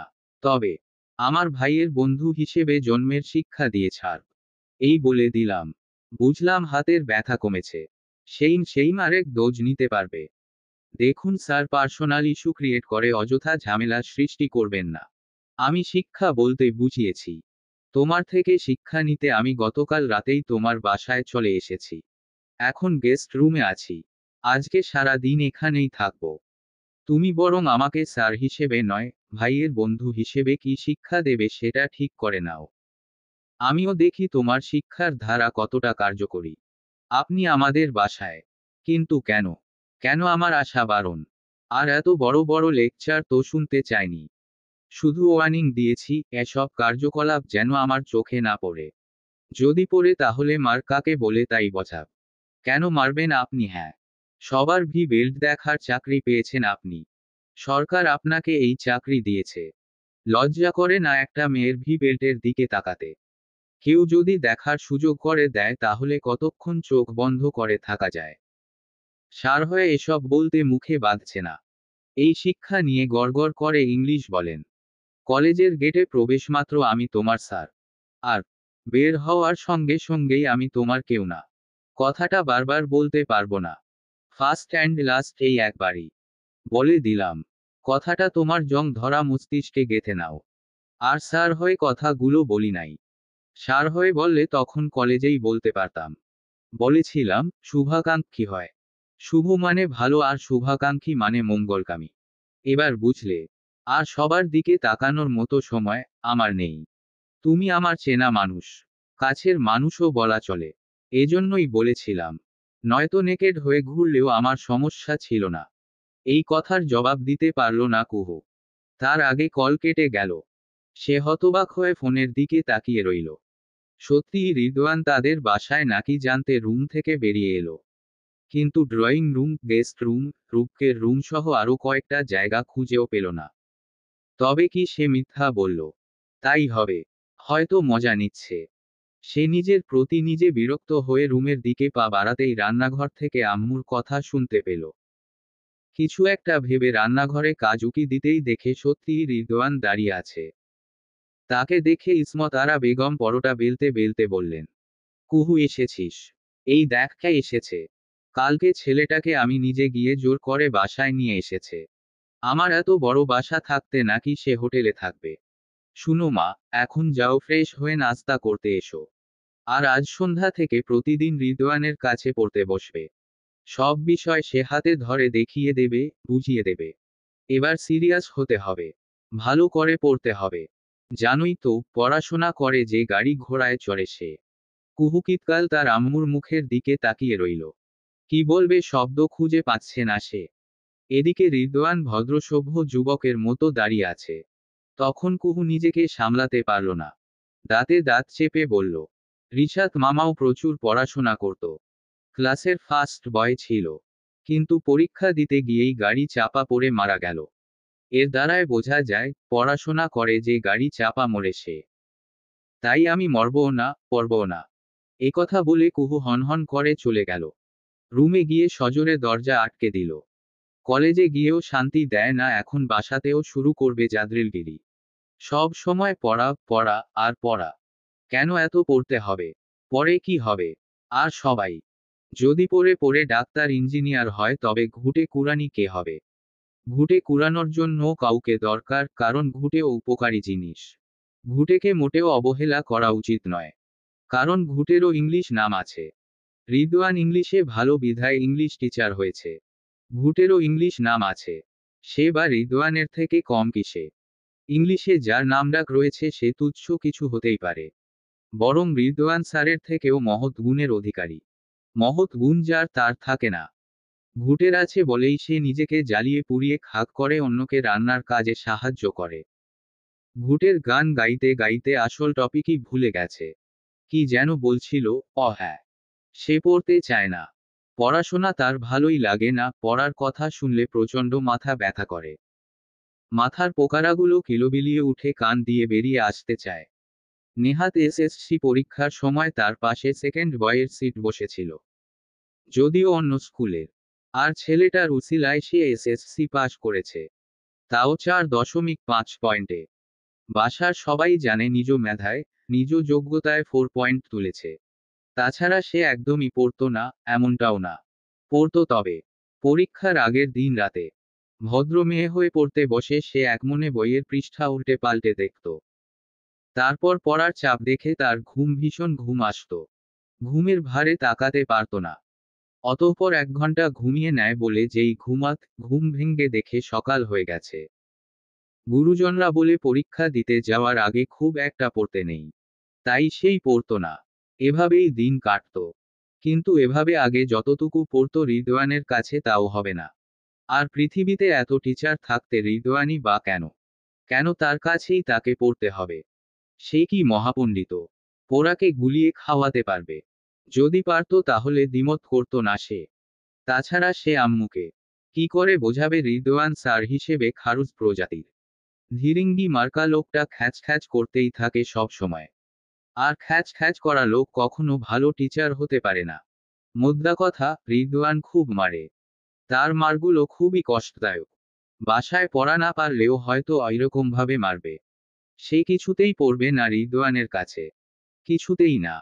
বিড়বিড় করে এই কথাগুলো বলতে বলতে কুহু মেঝেতে বসে হাঁটুতে মুখ গুজে কাঁদতে লাগলো। কাঁদতে কাঁদতে তার হেঁচকি উঠে গেল। কালকে মারার মেসেজে বলা কথার ধরনে রিদওয়ানকে তার সহ্য হচ্ছে না। চোখের সামনে তো দূর নাম শুনলেও রাগে গা কিরমির করছে। মনে হচ্ছে যদি কাটা কম্প্যাস দিয়ে তার চোখ দুটো গেলে দিতে পারত, তবে কিছুটা শান্তি পেত। নতুবা 2 ঠোঁটে ব্রুজ লাগিয়ে বলতে পারত, বলুন আর মারবেন আমাকে? বকবেন আমাকে?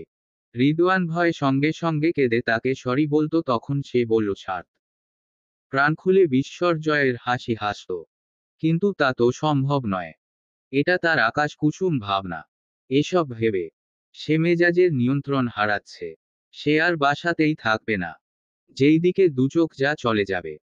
সে যথেষ্ট বড় হয়েছে অথচ বাবা মা তাকে গোনায় ধরে না। উনারা রিদওয়ানকে টিচার হিসেবে ঠিক করলো, উনাদের উচিত ছিল না একবার তাকে জিজ্ঞাসা করা? এই ব্যাপারে কিছু জানানো, মতামত নেওয়া। উনারা কেউই জিজ্ঞাসা করলেন না, বরং ঠিকঠাক করে তাকে বাসায় এনে তারপর তাকে জানাচ্ছে। এতে খুব করে বোঝা যায় বাসায় তার গুরুত্বপূর্ণ ঠিক কতটুকু। ওদিকে মেয়ের ব্যবহার দেখে ইসমত আরা বেগম ভ্রু কুঁচকে তাকিয়ে রইলেন। রিশাতের সঙ্গে তার তুলনা? হ্যাঁ, রিশাত পরীক্ষা দিতে গিয়েই মারা গেছে। তাই বলে এই কথার সঙ্গে এই যুক্তি মিলাতেও মানুষের ভাবতে হয়, চিন্তা করতে হয়। এর তো সব সময় ঠোঁটে আগায় কথা থাকে। কেউ কিছু বললে টকাস করে বেহুদা যুক্তি দেয় যে জবাবে কিছু বলাও যায় না।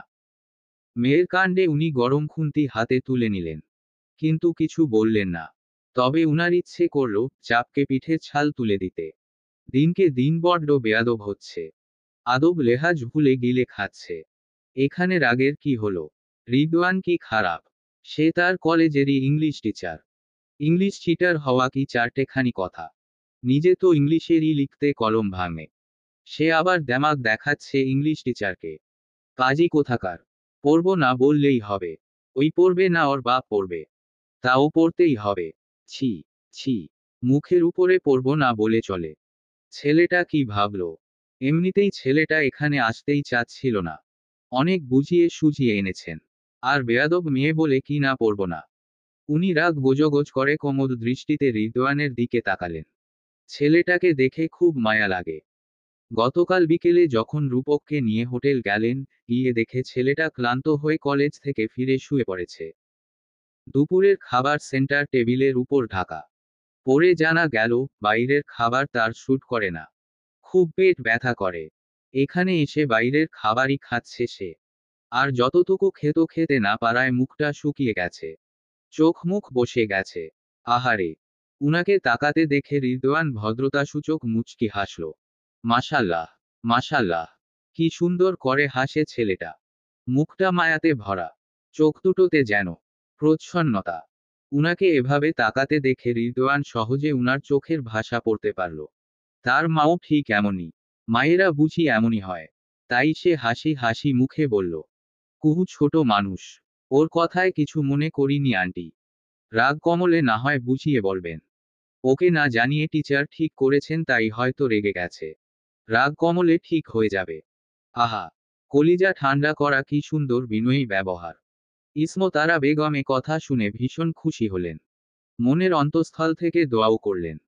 এই রকম ছেলে যেন ঘরে ঘরে হয়। এমন আক্কেল জ্ঞান যেন উনার ছেলে মেয়ের মধ্যেও উদয় হয়। কথায় বলে, সঙ্গ দোষে লোহা ভাসে। কিন্তু রিদওয়ান তো খাঁটি সোনা। এখন সোনার সঙ্গে স্বর্গবাস না সর্বনাশ হয় এটাই দেখার পালা। ইসমতারা বেগম গরম গরম পরোটা ভেজে রিদওয়ানের খাবার সাজিয়ে দিলেন। সঙ্গে দিলেন ঘন ডাল, সিদ্ধ দুটো ডিম, মুরগির ঝাল মাংস, আলুর ভাজি, অরেঞ্জ জুস আর রসগোল্লা। সকালবেলা খাবারের এত সব আইটেম দেখে রিদওয়ান আশেপাশে রূপককে খুঁজল। কিন্তু রূপক নেই। সে নাক ডেকে ভসভস করে ঘুমাচ্ছে। তার এই মহিষমার্কা ঘুম দুপুরের আগে ভাঙবে বলে মনেও হচ্ছে না। কিন্তু সে পড়েছে মহাবিপাকে। বিগত 6 মাসে সকালবেলা এত পরিমাণের এত খাবার খায়নি সে।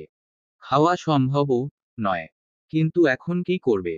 কিছুক্ষণ আগে ইসমতারা বেগম তার অনেক প্রশংসা করলেন।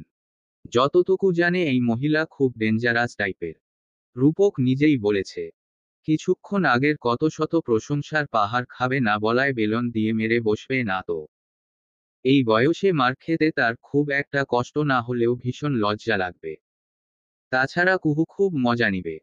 না, এটা কিছুতেই হতে দেওয়া যাবে না। সে পরোটা ছিঁড়ে কেবল মুখে পুরতে যাবে তখন কুহু উপস্থিত হলো। কুহু একেবারে কলেজ ড্রেস পরে রেডি হয়ে এসেছে।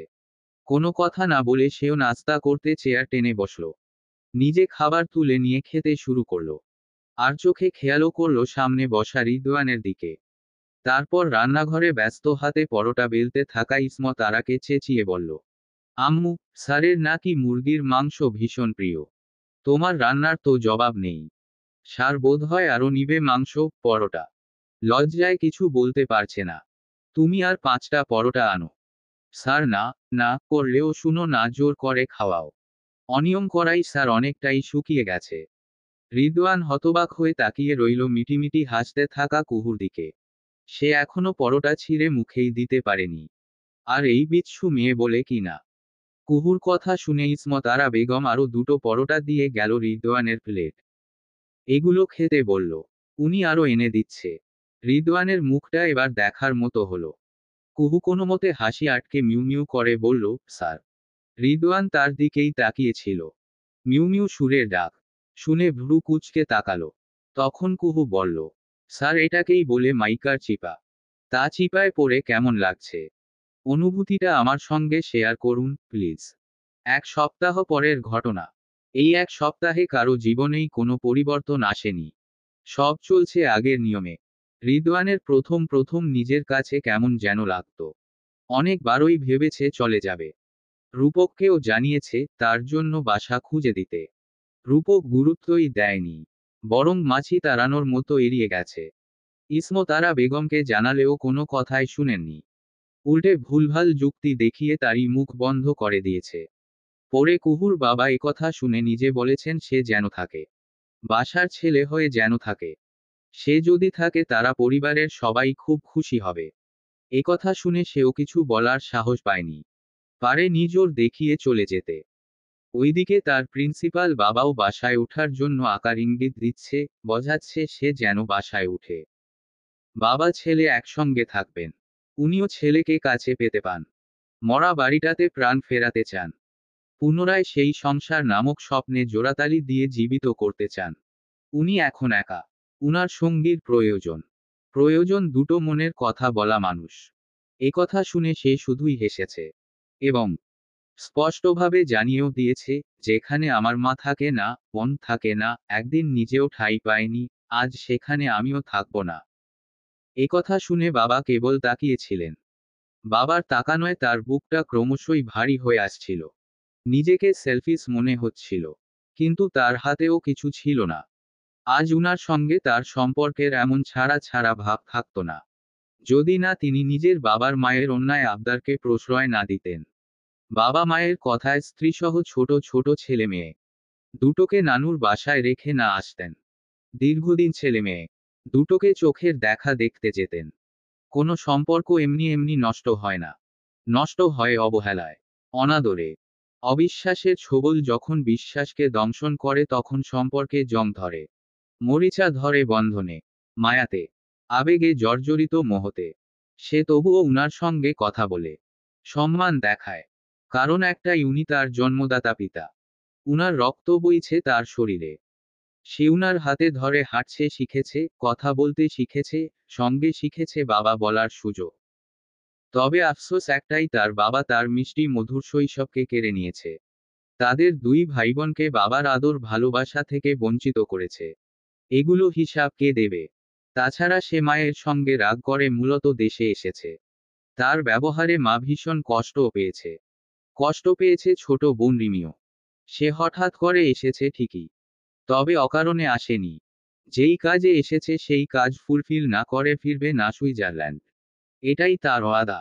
বাংলাদেশে আসার পর থেকে তার মা তাকে ফোন করেনি, কথা বলেনি। এখন মা যদি শোনেও সে বাবার সঙ্গে থাকছে তাহলে হয়তো আর কোনোদিন যোগাযোগই করবে না।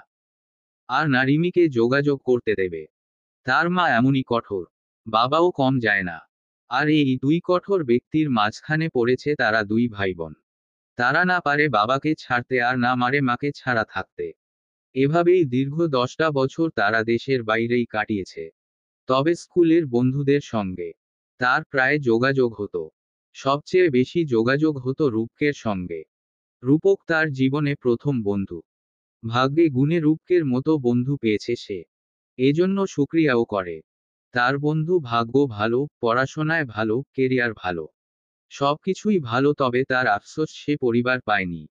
এজন্যই বোধহয় পরিবার জিনিসটাকে তার কাছে বরাবরই সোনার হরিণ মনে হয়। হরিণ সবাই কিনতে পারে না, সবার ভাগ্যেরও জোটে না। কারণ এটা কিনতে হয় ভালোবাসার বিনিময়ে, সুখ দিয়ে, বিশ্বাস দিয়ে। কিন্তু বাবা মায়ের মধ্যে কারোই এগুলোর একটাও নেই।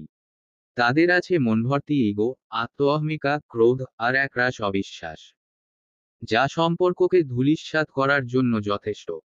ফলে তাদের সংসার বর্তমানে জলে ভাসা পদ্মের ন্যায় ভেসে যাচ্ছে। ঠাঁই নেই, গতি নেই, নিজের আটকে রাখার ইচ্ছে নেই। ইচ্ছে থাকলেও এখন আর্য নেই। আর তাদের এই ভাষা ভাষা খেলাটাই হয়তো এই বছরে ডিভোর্স নামক মুক্তিতে সমাপ্তি টানা হবে। বাবার উপর রাগ, মায়ের উপর অভিমান, নিজের ভাগ্যের উপর বড়ই অসন্তুষ্ট রিদওয়ান। এজন্য মেজাজটা সবসময় থাকে খিটমিটে। তবে কুহুদের বাসায় আসার পর থেকে সে দৈনন্দিন কাজে কিছুটা পরিবর্তনও এনেছে, আনতে বাধ্য হয়েছে। কারণ একা থাকা আর সপরিবারে থাকা এক নয়। সপরিবারে থাকতে গেলে কিছু নিয়ম মানতে হয়। অন্যের সুবিধা অসুবিধার ব্যাপারে খেয়াল রাখতে হয়। নিজেকেও নিজ দায়িত্বে কিছু দায়িত্বের বোঝা ঘাড়ে নিতে হয়। তবেই না সে পরিবারের বিশ্বস্ত সদস্যের স্থান পাবে। ভালোবাসা পাবে, পাবে শ্রদ্ধা, স্নেহ এবং ভরসা। জগিং করতে করতে এসবই ভাবছিল রিদওয়ান। ঘেমে নিয়ে একাকার অবস্থা। তার টি শার্ট ঘেমে গায়ের সঙ্গে লেপ্টে আছে। রোদ চড়ে গেছে আর দৌড়ানো যাবে না। তাই সে বাসায় পথে পা বাড়াল। বাসায় গিয়ে দেখে ইসমত আরা বেগম ছাড়া কেউ এখনো উঠেনি। উঠবে আরো পরে। তাছাড়া আজকে সাপ্তাহিক ছুটির দিন। ঘড়িতে সকাল 8:30। রিদওয়ানকে বাসায় ঢুকতে দেখে ইসমত আরা বেগম একগাল হাসলেন। মুখ ভর্তি হাসি নিয়ে বললেন, আব্বা ফ্রেশ হয়ে নাস্তা করে নাও। জি আন্টি। একথা বলে রিদওয়ানও ভদ্রতাসূচক হেসে ফ্রেশ হতে চলে গেল। তারপর ফ্রেশ হয়ে নাস্তা সেরে রেডি হয়ে বের হতেই দেখে কুহু ড্রয়িং রুমে বসে আচার খাচ্ছে। খালি পেটে কেউ আচার খায়? এখন যদি কিছু বলা হয় তাহলে হয়তো বলবে, কেউ খায় না বলে কি আমি খেতে পারবো না? সে কেন বলল, কি জন্য একথা বলল? এই মেয়েটা তো বুঝবেই না, এর চেয়ে একে কিছু না বলাই উত্তম। সে রান্নাঘরে গিয়ে দেখে ইসমত আরা বেগম রান্নাঘর পরিষ্কার করছে। সে গিয়ে সুন্দরভাবে ডেকে বলল, আন্টি আমার আর্জেন্ট বাজারে যাওয়া লাগতো। রূপক ঘুমাচ্ছে। বলছিলাম যে, বাজারটা যেন কোন দিকে? বাজারে যাবে? একা? দাঁড়াও, কুহুকে সঙ্গে নিয়ে যাও। সে অলিগলি সব চিনে। একথা বলে উনি কুহুকে ডেকে যাওয়ার কথা বললেন। কুহু রিদওয়ানকে আপাদমস্তক দেখে নিল। তারপর আচার মাখা হাতটা ধুয়ে বলল, 5 মিনিট দাঁড়ান, আমি 10 মিনিটে রেডি হয়ে আসছি। একথা বলে কুহু রুমে গেল। তারপর পাক্কা আধা ঘন্টা পর সে রেডি হয়ে বের হলো। সাজগোছও কিচ্ছু করেনি। সোনালি রঙের একটা 3 পিস পরেছে। আর কাটা দিয়ে উঁচু করে চুল বেঁধেছি। এইটুকুতেই তার আধা ঘন্টা লেগেছে। রিদওয়ানের রাগ হলেও নিজেকে সামলে নিল। তারপর ইসমত আরা বেগমকে বলে যখন বের হবে তখন ইসমত আরা কুহুকে বললেন, ছেলেটাকে সাবধানে নিয়ে যাবি। খবরদার বলছি, একদম হাঁটাবি না। আর যদি ভেবেও থাকিস ছেলেটাকে নাস্তানাবুদ করবি, তবে বলে রাখছি আজ তোর পিঠে চেলাকাঠ ভাঙব আমি। আম্মুর কথা শুনে কুহু করুণ দৃষ্টিতে তাকিয়ে হনহন করে বেরিয়ে গেল। তার মনের কথা তার মা জানল কিভাবে তাই বুঝল না। সে সত্যি সত্যিই ভেবেছিল রিদওয়ানকে হাঁটাবে। হাঁটাতে হাঁটাতে জান তেনা তেনা করে ফেলবে। তারা বাসা থেকে বেরোতেই খালি রিকশা দেখতে পেল। কুহু ইশারায় রিকশা থামাতে বলে উঠে বসল। রিদওয়ানও বসল। তবে এমনভাবে সরে বসল যেন কুহুর গায়ের সঙ্গে তার স্পর্শ না লাগে। আর চোখে ব্যাপারটা খেয়াল করল কুহু। কেন জানি ভালোও লাগলো। টংঠাং বেল বাজিয়ে রিকশা চলছে গলির মোড়ের রাস্তা ধরে। তখন কুহু বলল, কোথায় যাচ্ছি জানতে পারি? সবজি বাজার করতে। যে বাজারে টাটকা সবজি পাওয়া যাবে সেখানে চলো। মানে কি? আপনি এখন বাজার করতে যাচ্ছেন? তাও হিরো সেজে? বাংলাদেশের সবজি বাজার সম্পর্কে আপনার ধারণা আছে? ধারণা নেই বলেই তোমাকে সঙ্গে নিয়েছি। আর হ্যাঁ, যারা হিরো তাদের এক্সট্রা করে হিরো সাজা লাগে না। বরং যারা অরকমা কাজ থাকে না, তারাই সাজগোজের পেছনে সময় ব্যয় করে। কুহু মুখ ভেঙচাল। রিদওয়ান দেখেও মুখ ঘুরিয়ে অন্য দিকে তাকালো। ভাঙাচোরা চিকন রাস্তা। একটা রিকশা গেলে অন্য রিকশাকে সাইড দিতে দাঁড়াতে হয়। এর মধ্যে ফাঁক গলিয়ে সাইকেল ওয়ালা সেই রাস্তায় ঢুকে পড়ে। এরপর শুরু হয় বাংলা গালাগালি। বাংলাদেশের এই ব্যাপারটা খুবই খারাপ লাগে তার। ঘন্টার ঘন্টা সময় ব্যয় করতে হয় জ্যামে পড়ে। যুগের পর যুগ এভাবেই চলে আসছে। তবুও এর সমাধান নেই। মনে মনে বিরক্ত হয়ে এসবই ভাবছিল রিদওয়ান। কুহু চুপ করে বসে আছে। মুখ কখন চকলেট পুড়েছে কে জানে। চকলেট কটমট করে চিবিয়ে চিবিয়ে খাচ্ছে। রিদওয়ান ঘাড় ঘুরিয়ে তাকালো। তাকে তাকাতে দেখে কুহু একটা লাভ ক্যান্ডি এগিয়ে দিল। রিদওয়ান নিল না, সে বাচ্চাদের খাবার খায় না। একথা শুনে কুহু বলল, আসলে মন থেকে দিচ্ছিলামও না। তাকাতে দেখে ভদ্রতা দেখাতে দিচ্ছিলাম। না নিয়ে খুব উপকার করলেন, হে হে। রিদওয়ান জবাব দিল না, তখন ফোনে টোন বেজে উঠল। স্ক্রিনে ভাষা নাম্বার আর সময় দেখে কলটা রিসিভও করল। কল রিসিভ করা মাত্রই ফোনের স্ক্রিনে পুতুলের মতো দেখতে একটা মেয়ের ছবি ভেসে উঠল। তবে তাকে কিছু বলার সুযোগ না দিয়ে মেয়েটি গড়গড় করে বলল, আচ্ছা, সমস্যা কি তোমার? ফোন করলে ধরো না কেন?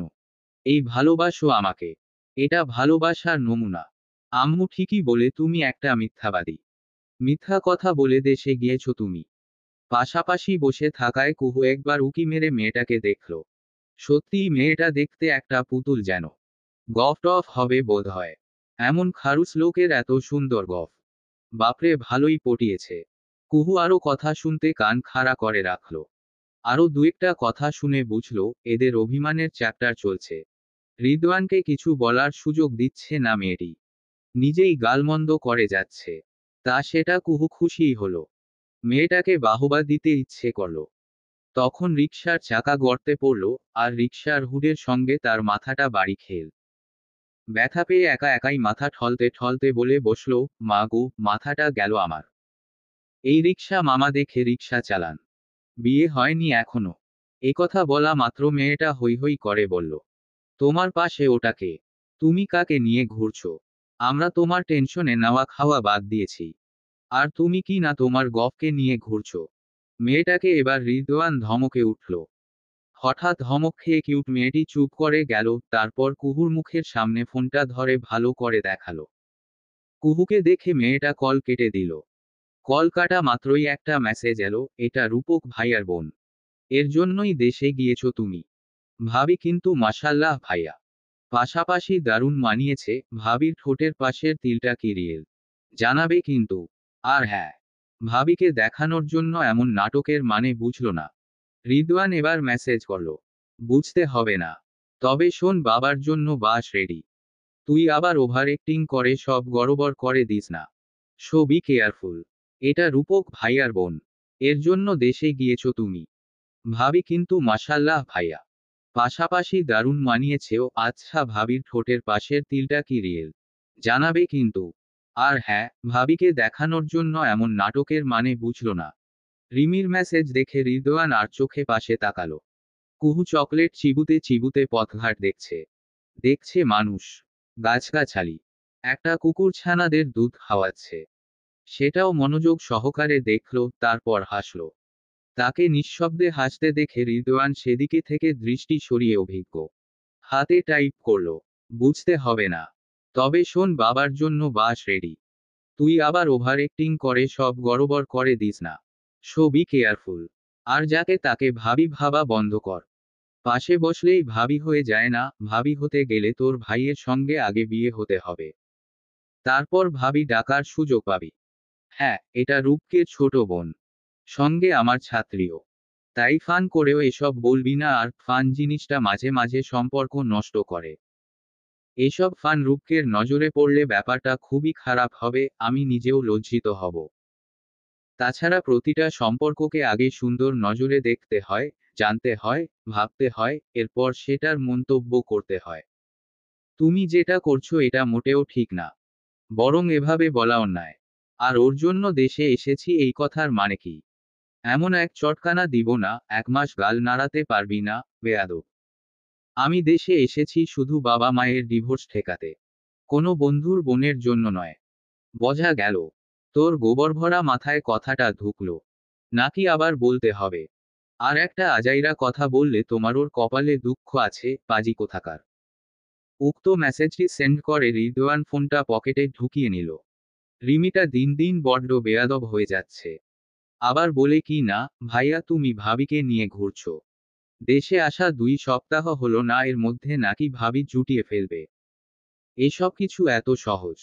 পাশের এই তারকাটা পাগল মেয়েকে আর যাই হোক রিমির ভাবি বানাবে না সে। কখনো না। তাহলে জীবনে শান্তি বলে যতটুকু অবশিষ্ট আছে সেটাও চলে যাবে। তাছাড়া বাবা মায়ের সম্পর্কের অবস্থা দেখে তার বিয়ের প্রতি কেন জানি অনীহা কাজ করে। সম্পর্কগুলোকে জটিল সমীকরণ মনে হয়। হঠাৎ একটা কথা মনে হেতেই সে আরেকবার কুহুকে দেখে নিল। আসলে কুহুকে নিয়ে বের হওয়া পরিকল্পনার অংশমাত্র। এর পরিকল্পনাদাতা কেবলই রূপক। আজ রূপকে ছোট্ট একটা অপারেশন হবে। তার পায়ের টিউমার। একথা সবাই জানলেও শুধু কুহু জানে না। এতক্ষণ ইশরাত আরা বেগম, রূপক, আর তার বাবা হয়তো বেরিয়ে গেছে হসপিটালের উদ্দেশ্যে। কাজ হয়ে গেলে সেও যাবে কুহুকে সঙ্গে নিয়ে। এমন করার কোনো কারণ ছিল না। ভাইয়ের অপারেশন অথচ বোন জানবে না, ব্যাপারটা কেমন হয়ে যায়। রিদওয়ানের কাছের ব্যাপারটা দৃষ্টিকটু লাগছিল। পরে জানতে পারল, বছর 3 আগে রূপক আর কুহুর একটা অ্যাক্সিডেন্ট হয়েছিল। সেদিন তারা দুই ভাইবোন বাইক করে বাসায় ফিরছিল। সেই অ্যাক্সিডেন্টে রক্ত কাটাছেঁড়ায়। কুহুর মনে ভাইকে হারানোর ভয় জেঁকে ধরেছিল। সেই ভয় কাটিয়ে উঠতে দীর্ঘদিন সময়ও লেগেছিল। তাছাড়া কুহুর রক্ত ফোবিয়া আছে। রক্ত দেখলে তার হাত পা থরথর করে কাঁপে। মাথা ঘুরে আপনা আপনি চোখ ঝাপসা হয়ে আসে। মনে পড়ে যায় ভাইয়ের রক্তাক্ত দেহের কথা। সেদিনের কথা ভেবেই রিদওয়ানকেও এই পরিকল্পনায় অংশ নিতে হয়েছে। মিথ্যা অজুহাত দেখিয়ে কুহুকে নিয়ে বের হয়েছে। তবে বের যখন হয়েছে, আরেকটা কাজ সেরে যাবে, যে কাজের জন্য তাকে এতদূর ছুটে আসতে হয়েছে। অভিমান ভুলে বাবার কলেজে গেস্ট টিচার হিসেবে জয়েন্ট করতে হয়েছে। মনে মনে আরেকটা পরিকল্পনা সাজিয়ে রিকশা থামিয়ে কুহুকে নামতে বলে সে নিজেও নামল। কুহু বলল, সবজি বাজারে যেতে 5 মিনিট লাগবে। এখানে নামলে হাঁটতে হবে। তখন যেন তাকে দোষ দেওয়া না হয়। রিদওয়ান তার কথা জবাব দিল না, রিকশার ভাড়া মিটিয়ে হাঁটা ধরল। তা দেখে কুহুও নামল। দ্রুত হাঁটা ধরল রিদওয়ানের পিছু পিছু। এই লোকটা এমনভাবে হাঁটে তার সঙ্গে পেরে ওঠে না। রিদওয়ান কুহুকে নিয়ে রাস্তা পার হয়ে আরেকটা রিকশায় উঠে বসল। কুহুকে কিছু বলার সুযোগ দিল না, শুধু বলল, যেখানেই যাচ্ছি সেফ থাকবে। যেভাবে এনেছি সেভাবে বাবা মায়ের কাছে পৌঁছে দেব। শুধু ধৈর্য ধরে মুখটা বন্ধ করে বসে থাকো। যতক্ষণ না আমি কিছু জিজ্ঞাসা করবে ততক্ষণে নিশ্চুপ। ওকে। কুহু ঘাড় নাড়িয়ে ওকে বোঝালো। এখন রিকশা চলছে গলি বেরিয়ে বড় রাস্তার দিকে। এটা আবাসিক এলাকা। রাস্তাও পরিষ্কার পরিচ্ছন্ন। এই লোকটা কোথায় যাচ্ছে কে জানে। তবে সেখানেই যাক, রিকশা চড়ে ঘুরতে তার মন্দ লাগছে না। অনেকদিন এভাবে ঘোরা হয়নি। ইস, বৃষ্টি হলে দারুণ হতো। কিন্তু হবে না। আকাশ ফোকফকে পরিষ্কার। তখন রিকশাটা একটা গলি পেরিয়ে 3 তলা বিশিষ্ট একটা বাড়ির সামনে দাঁড়ালো। ভাড়া মিটিয়ে বাড়িটার সদর দরজাটা নক করল। দারোয়ান তাকে দেখামাত্র দৌড়ে এসে দরজা খুলে দিল। সালাম দিল। কুশল বিনিময় করল। রিদওয়ান সালামের জবাব নিয়ে কুহুকে নিয়ে ভেতরে প্রবেশ করল। বাড়ির দুই ধারে দুটো বাগান। একটা ফলের, আরেকটা ফুলের। কত রকমের ফুল। কুহু চোখ জুড়িয়ে ফুল দেখছে। ভীষণ সুন্দর বাড়ি। বাড়ির আশপাশ কেউ যে যত্ন করে এসব লাগিয়েছে দেখেই বোঝা যাচ্ছে। তারা আরেকটু সামনে এগিয়ে বাসার দরজায় কলিং বেল চেপে দাঁড়িয়ে রইল। কিছুক্ষণের মধ্যেই টুটুল এসে দরজা খুলে দিল। রিদওয়ানকে দেখে সে বিস্ময় নিয়ে তাকিয়ে উচ্চ শব্দেই উচ্চারণ করল, আরে ভাইজান। ওহ চাচা যান, বড় ভাইজান আইছে। কই আপনি, তাড়াতাড়ি আহেন। তাকে চেঁচাতে দেখে রিদওয়ান ভীষণ বিরক্ত হল। তারপর টুটুলকে সরিয়ে ভেতরে প্রবেশ করল। আদেশ করল বাসার মালিককে গিয়ে খবর দিতে। হাতে সময় নেই, জরুরি কথা বলে বেরিয়ে যাবে। একথা শুনে টুটুল তার গলায় ঝুলানো গামছায় হাত মুছতে মুছতে দৌড়ে ভেতরে চলে গেল। আর কুহু অবাক হয়ে ড্রয়িং রুমের দেওয়ালে ঝুলানো ছবির দিকে তাকিয়ে রইল। কারণ ছবিটি রিদওয়ানের। রিদওয়ানের বাম পাশে কিছুক্ষণ আগের দেখা সেই পুতুল মেয়েটি, যার সঙ্গে ভিডিও কলে কথা বলছিল রিদওয়ান। দুজনের মুখের মিল আছে। এটা তখন খেয়াল না করলেও এখন খেয়াল করল সে। এবং বুঝেও গেল এরা ভাইবোন। ছি, ছি। আর সে কি না গফ টফ ভেবে বসেছিল।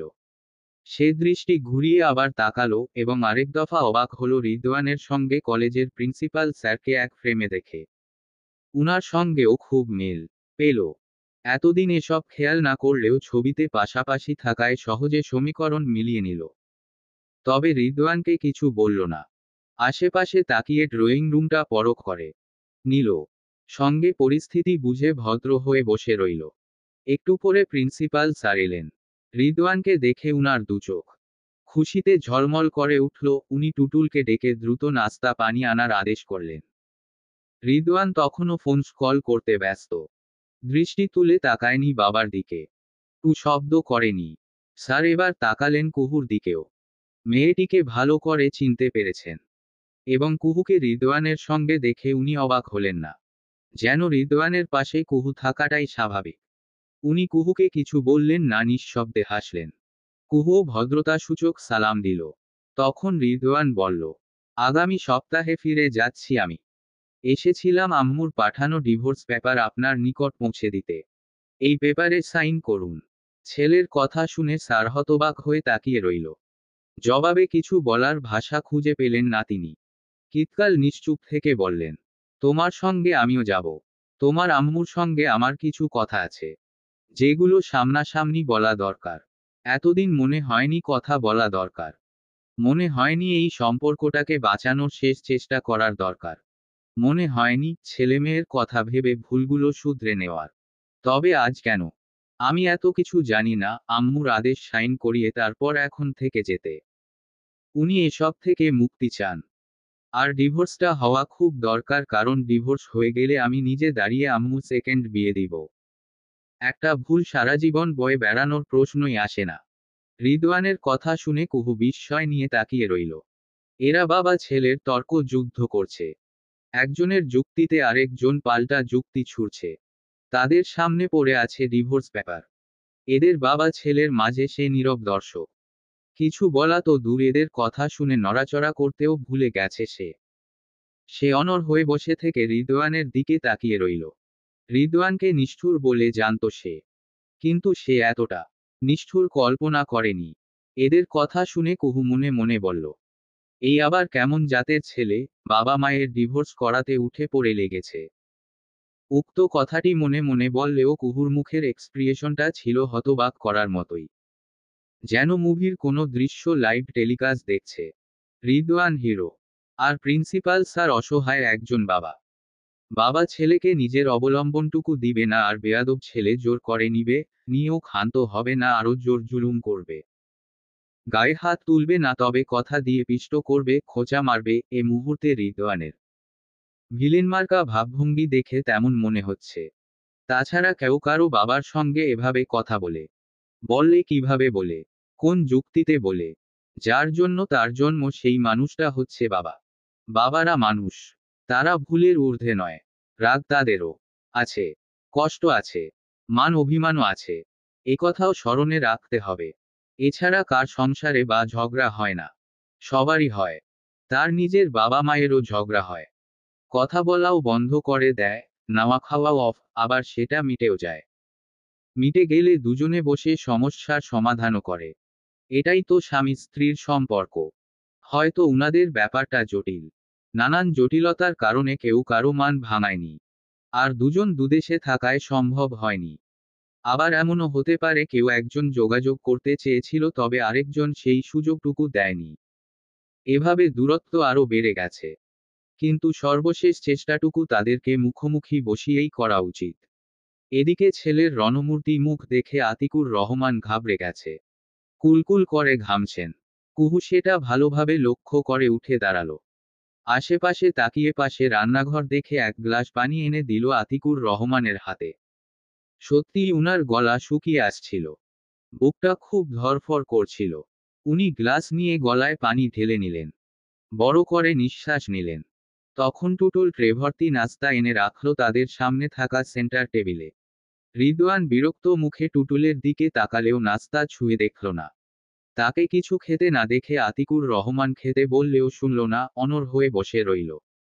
আর কুহু এটা বুঝল না সে খাবে কিনা, খাওয়া ঠিক হবে কি না, কারণ বাবা ও ছেলের মধ্যে নীরব যুদ্ধ চলছে।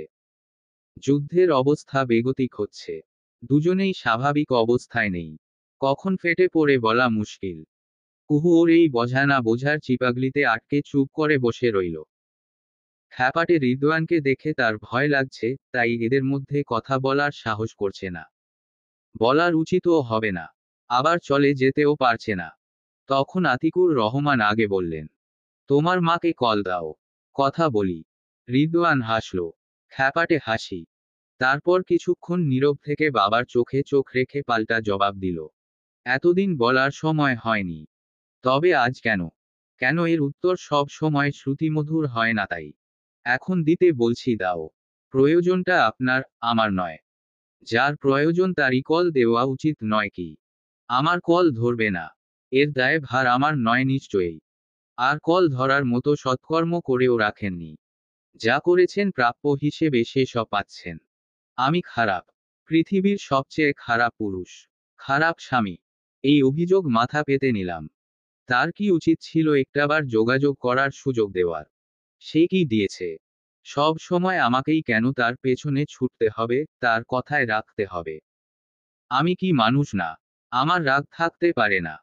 আজ রিদওয়ানও যেন হারতে আসেনি। তার ভঙ্গিমায় সেটা স্পষ্ট। কেমন বুনো ষাঁড়ের মতো ফুঁসছে সে। বাবার বলা কথা শুনে তার রাগটা তরতর করে বেড়ে গেল। সে জবাব দিল, পারে, অবশ্যই পারে। পারে বলেই বউ পিটিয়ে মধ্যরাতে বাসা থেকে বের করে দিতে পেরেছিলেন। সুপুরুষের মতোই কাজ করেছিলেন। এজন্য পুরুষ হিসেবে আপনি ধন্য। একথা শুনে আতিকুর রহমান কথার খই হারিয়ে ফেললেন। অপ্রস্তুত হয়ে এদিক ওদিক তাকাতে লাগলেন। কুহুর ভীষণ মায়া লাগছে মানুষটাকে দেখে। সাপোর্টার হিসেবেও পাশে কেউ নেই। তখন রিদওয়ান খামটা খুলে ডিভোর্স পেপারটা এগিয়ে দিল। এরপর তাচ্ছিল্যভরা সুরে পুনরায় কথার বান ছুড়ে দিল। সাইন করুন। অনন্তকাল বসে থাকতে আসিনি আমি। আগামী সপ্তাহেই দেশ ছেড়ে যাচ্ছি। দেশের আর কখনোই ফেরা হবে না। আর না আম্মু আর রিমিকে আসতে দেব। এতদিনের অবহেলায় বয় বেরানো সম্পর্ক থেকে আমাদের মুক্তি দিন, নিজেও মুক্তির স্বাদ গ্রহণ করুন। তাছাড়া আপনি আম্মুর সঙ্গে কি বলবেন, এটা আপনার একান্তই ব্যক্তিগত ব্যাপার। আমাকে যেই কাজটা করতে পাঠানো হয়েছে আমি ঠিক সেটাই করতে এসেছি। নয়তো আপনার বাড়িতে পা রাখার ইচ্ছে ছিল না আমার। আদৌ জানি না আম্মু পরে সিদ্ধান্ত চেঞ্জ করবে কিনা। তবে আমরা দুই ভাইবোন আর আপনাকে বাবা হিসেবে চাই না। আপনি বাবার হওয়ার যোগ্য না। তবে আপনার বাবা মায়ের আদর্শ সন্তান আপনি। যে কারণে অকারণে বউকে অবিশ্বাস করতে পারে। হাতে হাত তুলতে পারে। একটা কথা না বললেই নয়, শিক্ষা আপনার বাহ্যিক লেবাসটুকুই চেঞ্জ করেছে, মানসিকতা চেঞ্জ করতে পারিনি। যদি পারত তবে আপনার এই বড় বাড়িতে আজ শূন্যতা বিরাজ করত না।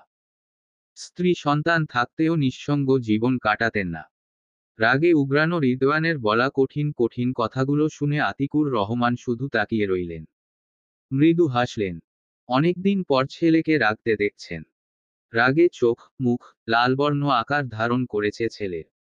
আজকে যেন বাবা ও ছেলের বুকচাপা কষ্টগুলো কথার মাধ্যমে বেরিয়ে আসতে চাচ্ছে। কিন্তু রিদওয়ানের কষ্ট কিসের? কিসের বা এত মান? বাবাকে এতদিন কাছে না পাওয়ার কষ্ট, বোনকে বাবার স্নেহ থেকে বঞ্চিত হতে দেখার কষ্ট, নাকি অন্য কিছু? উনি নিশ্চুপ হয়ে বসে আছে। এতদিন বুকচাপা কষ্টগুলো অভিমান হয়েছিল, আজকে খোদ রূপে উপস্থাপন করছে ছেলেটা। সেই ছোট্ট রিদগুনাকে রাগ দেখাচ্ছে। যাকে কথা বলা শিখিয়ে, আঙুলে আঙুল ধরে হাতে শিখিয়েছে, খাইয়ে দিয়েছে, বুকে ঘুম পাড়িয়েছে কত রাত। সেই ছেলে এতদিনের পুষে রাখা রাগটা কথা দিয়ে বুকটা এফোর ওফোর করে দিচ্ছে। উনি ছেলের রাগ মাত্রা কমাতে একটাও জবাব দিলেন না। বলা বাহুল্য, ইচ্ছে করে দিলেন না। সব কথা যেন হারিয়ে গেছে, ফুরিয়ে গেছে। ঘড়িতে সময় দেখে রিদওয়ান পুনরায় সাইন করতে তাগাদা দিল। সাইনের মাধ্যমে সম্পর্ক ছিন্ন করার কথা স্মরণ করিয়ে দিল। আতিকুল রহমান আবারও ঠান্ডা মেজাজে বললেন, সাইন করবে না? তবুও রিদওয়ান শুনছেই না। তার একটাই কথা, সাইন করতেই হবে। এবার মনে হচ্ছে ছেলের মায়ের থেকে ডিভোর্স করাতে ছেলেরই তারা বেশি। ডিভোর্স, ডিভোর্স, যে করছে ডিভোর্স দিব বললেই দিতে হবে। স্বামী স্ত্রীর মাঝে মান অভিমান হতে পারে না। ডিভোর্স দিলে এতদিনে দিতে পারতেন না। বিয়ে করে নতুন সংসার করতে পারতেন না। অবশ্যই পারতেন। তবে কেন করেননি এটা তো বুঝতে হবে। ছেলে বড় হয়েছে। বুঝতেও শিখেছে। মন আছে। মনেও হয়তো কারোর জন্য ভালোবাসাও আছে। টানও আছে, সে কি আদৌ কিছু বোঝে না? নাকি বুঝতে চাইছে না? এখন কি ছেলেকে মুখ ফুটে বলতে হবে, তোমার মাকে আমি ভালোবাসি? ঠিক আগের মতোই ভালোবাসি। সে আমার প্রথম ও শেষ ভালোবাসা। তাকে ছাড়া দীর্ঘদিন একা থাকলেও একেবারে ছেড়ে দেওয়ার কথা ভাবতে পারি না। কোনো অবস্থাতেই তাকে ডিভোর্স দেওয়া আমার পক্ষে সম্ভব নয়। আতিকুর রহমান এতক্ষণ নিশ্চুপ থাকলেও এবার রাগে উনার শরীর জ্বলে উঠল। ছেলের গালে শপাত করে একটা থাপ্পড় বসাতে ইচ্ছে করল। মেরেও দিতেন যদি কুহু মেয়েটা ভয়ার্ত দৃষ্টিতে তাকিয়ে না থাকত। উনিও এবার তেজি সুরে মুখ খুললেন। ডিভোর্সের তারা তোমার নাকি মায়ের? দুজনেরই। আম্মু চাচ্ছে আমি সংসারী হই। আর আমি চাচ্ছি আমার বিয়ের আগে এই ডিভোর্সের খেলা বন্ধ হোক। আম্মুর একটা গতি হোক। তাহলে আমার বিবাহিত জীবনে আমিও নিশ্চিন্তে থাকতে পারবো। তোমার আম্মুর গতিমানে কি দ্বিতীয় বিয়ে? ঠিক ধরেছেন। ভোলকে ফুল ভেবে কত দিনই বা আটকে থাকা যায়। এবার সমাপ্তি পাঠ প্রয়োজন। কথায় কথা বাড়ে, আপনি সাইন করুন। রিদওয়ান বড় হয়েছ মানে এই না শাসন করতে পারবো না, বাড়াবাড়ি করিও না। কোনো সাইন টাইন হবে না। রিদওয়ান এবার চট করে দাঁড়িয়ে গেল। সেন্টার টেবিলের উপরে থাকা নাস্তার ট্রে ছুঁড়ে মারল। ঝনঝন শব্দ ভেঙে গেল চীনা মাটির কফির মগ, কাচের গ্লাস। তাতেও ক্ষান্ত হলো না, চেয়ারে লাথি মেরে হনহন করে বেরিয়ে গেল। কুহু একবার আতিকুর রহমানের দিকে তাকিয়ে আরেকবার রিদওয়ানের দিকে তাকালো। রিদওয়ান দরজা পেরিয়ে চলে যাচ্ছে। তাকে এভাবে যেতে দেখে কুহু প্রাণপণে তার পিছনে ছুটল। আর আতিকুর রহমান করুণ দৃষ্টিতে তাকিয়ে রইল। ছেলের ব্যবহারে উনি স্তব্ধ। এটা রিদওয়ান, উনার একমাত্র ছেলে রিদওয়ান। এ কিভাবে সম্ভব? উনি সেভাবে বসে হাট করে খোলা দরজার দিকে তাকিয়ে রইলেন। শেষ আশাটুকু এবার নিভে গেল। এতদিন যে আশায় বুক বেঁধেছিলেন তা এক নিমি ভেঙে যাবে কল্পনাও করেননি। ছেলেটাও উনাকে বুঝল না। এভাবে ঘন্টা খানিক সময় চোখ বন্ধ করে একইভাবেই বসে রইলেন। শরীর খারাপ করছে, টুটুল এলো। কত কি বলল, উনি টু শব্দও করল না। শুধু বললেন একা থাকতে দিতে। এ কথা শুনে টুটুল কিছু গাইগুই করে চলে গেল। তারপর কি ভেবে যেন উনি ডিভোর্স পেপারে চোখ বুলাতেই হঠাৎ চমকে উঠলেন। উনি চশমা মুছে আবারও দেখলেন। হ্যাঁ, যা দেখছে সত্যি। এটা ডিভোর্স পেপার নয়, রেজিস্ট্রি পেপার। রিদওয়ান দেশে ফেরার আগের সপ্তাহে নতুন করে উনাদের রেজিস্ট্রি করা হয়েছে। সেখানে রিদওয়ানের মায়ের সাইন আছে।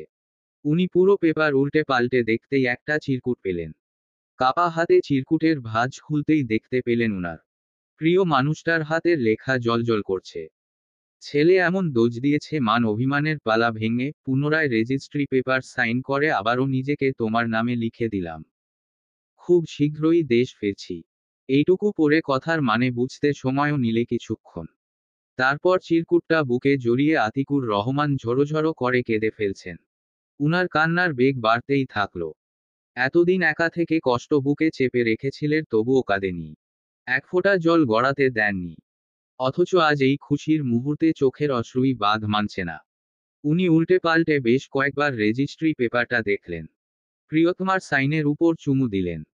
কতদিন পর চিরকুট, ঝরোঝরো অক্ষরের, চিরচেনা সেই লেখা। তখন দরজার বাইরে থেকে মাথা বের করে উকি মারল রিদওয়ান আর কুহু। এই দৃশ্য খানা দেখে তাদের মুখেও ফুটল বিশ্বজয়ের হাসি। পরিশেষে পরিকল্পনা সাকসেস। চলবে।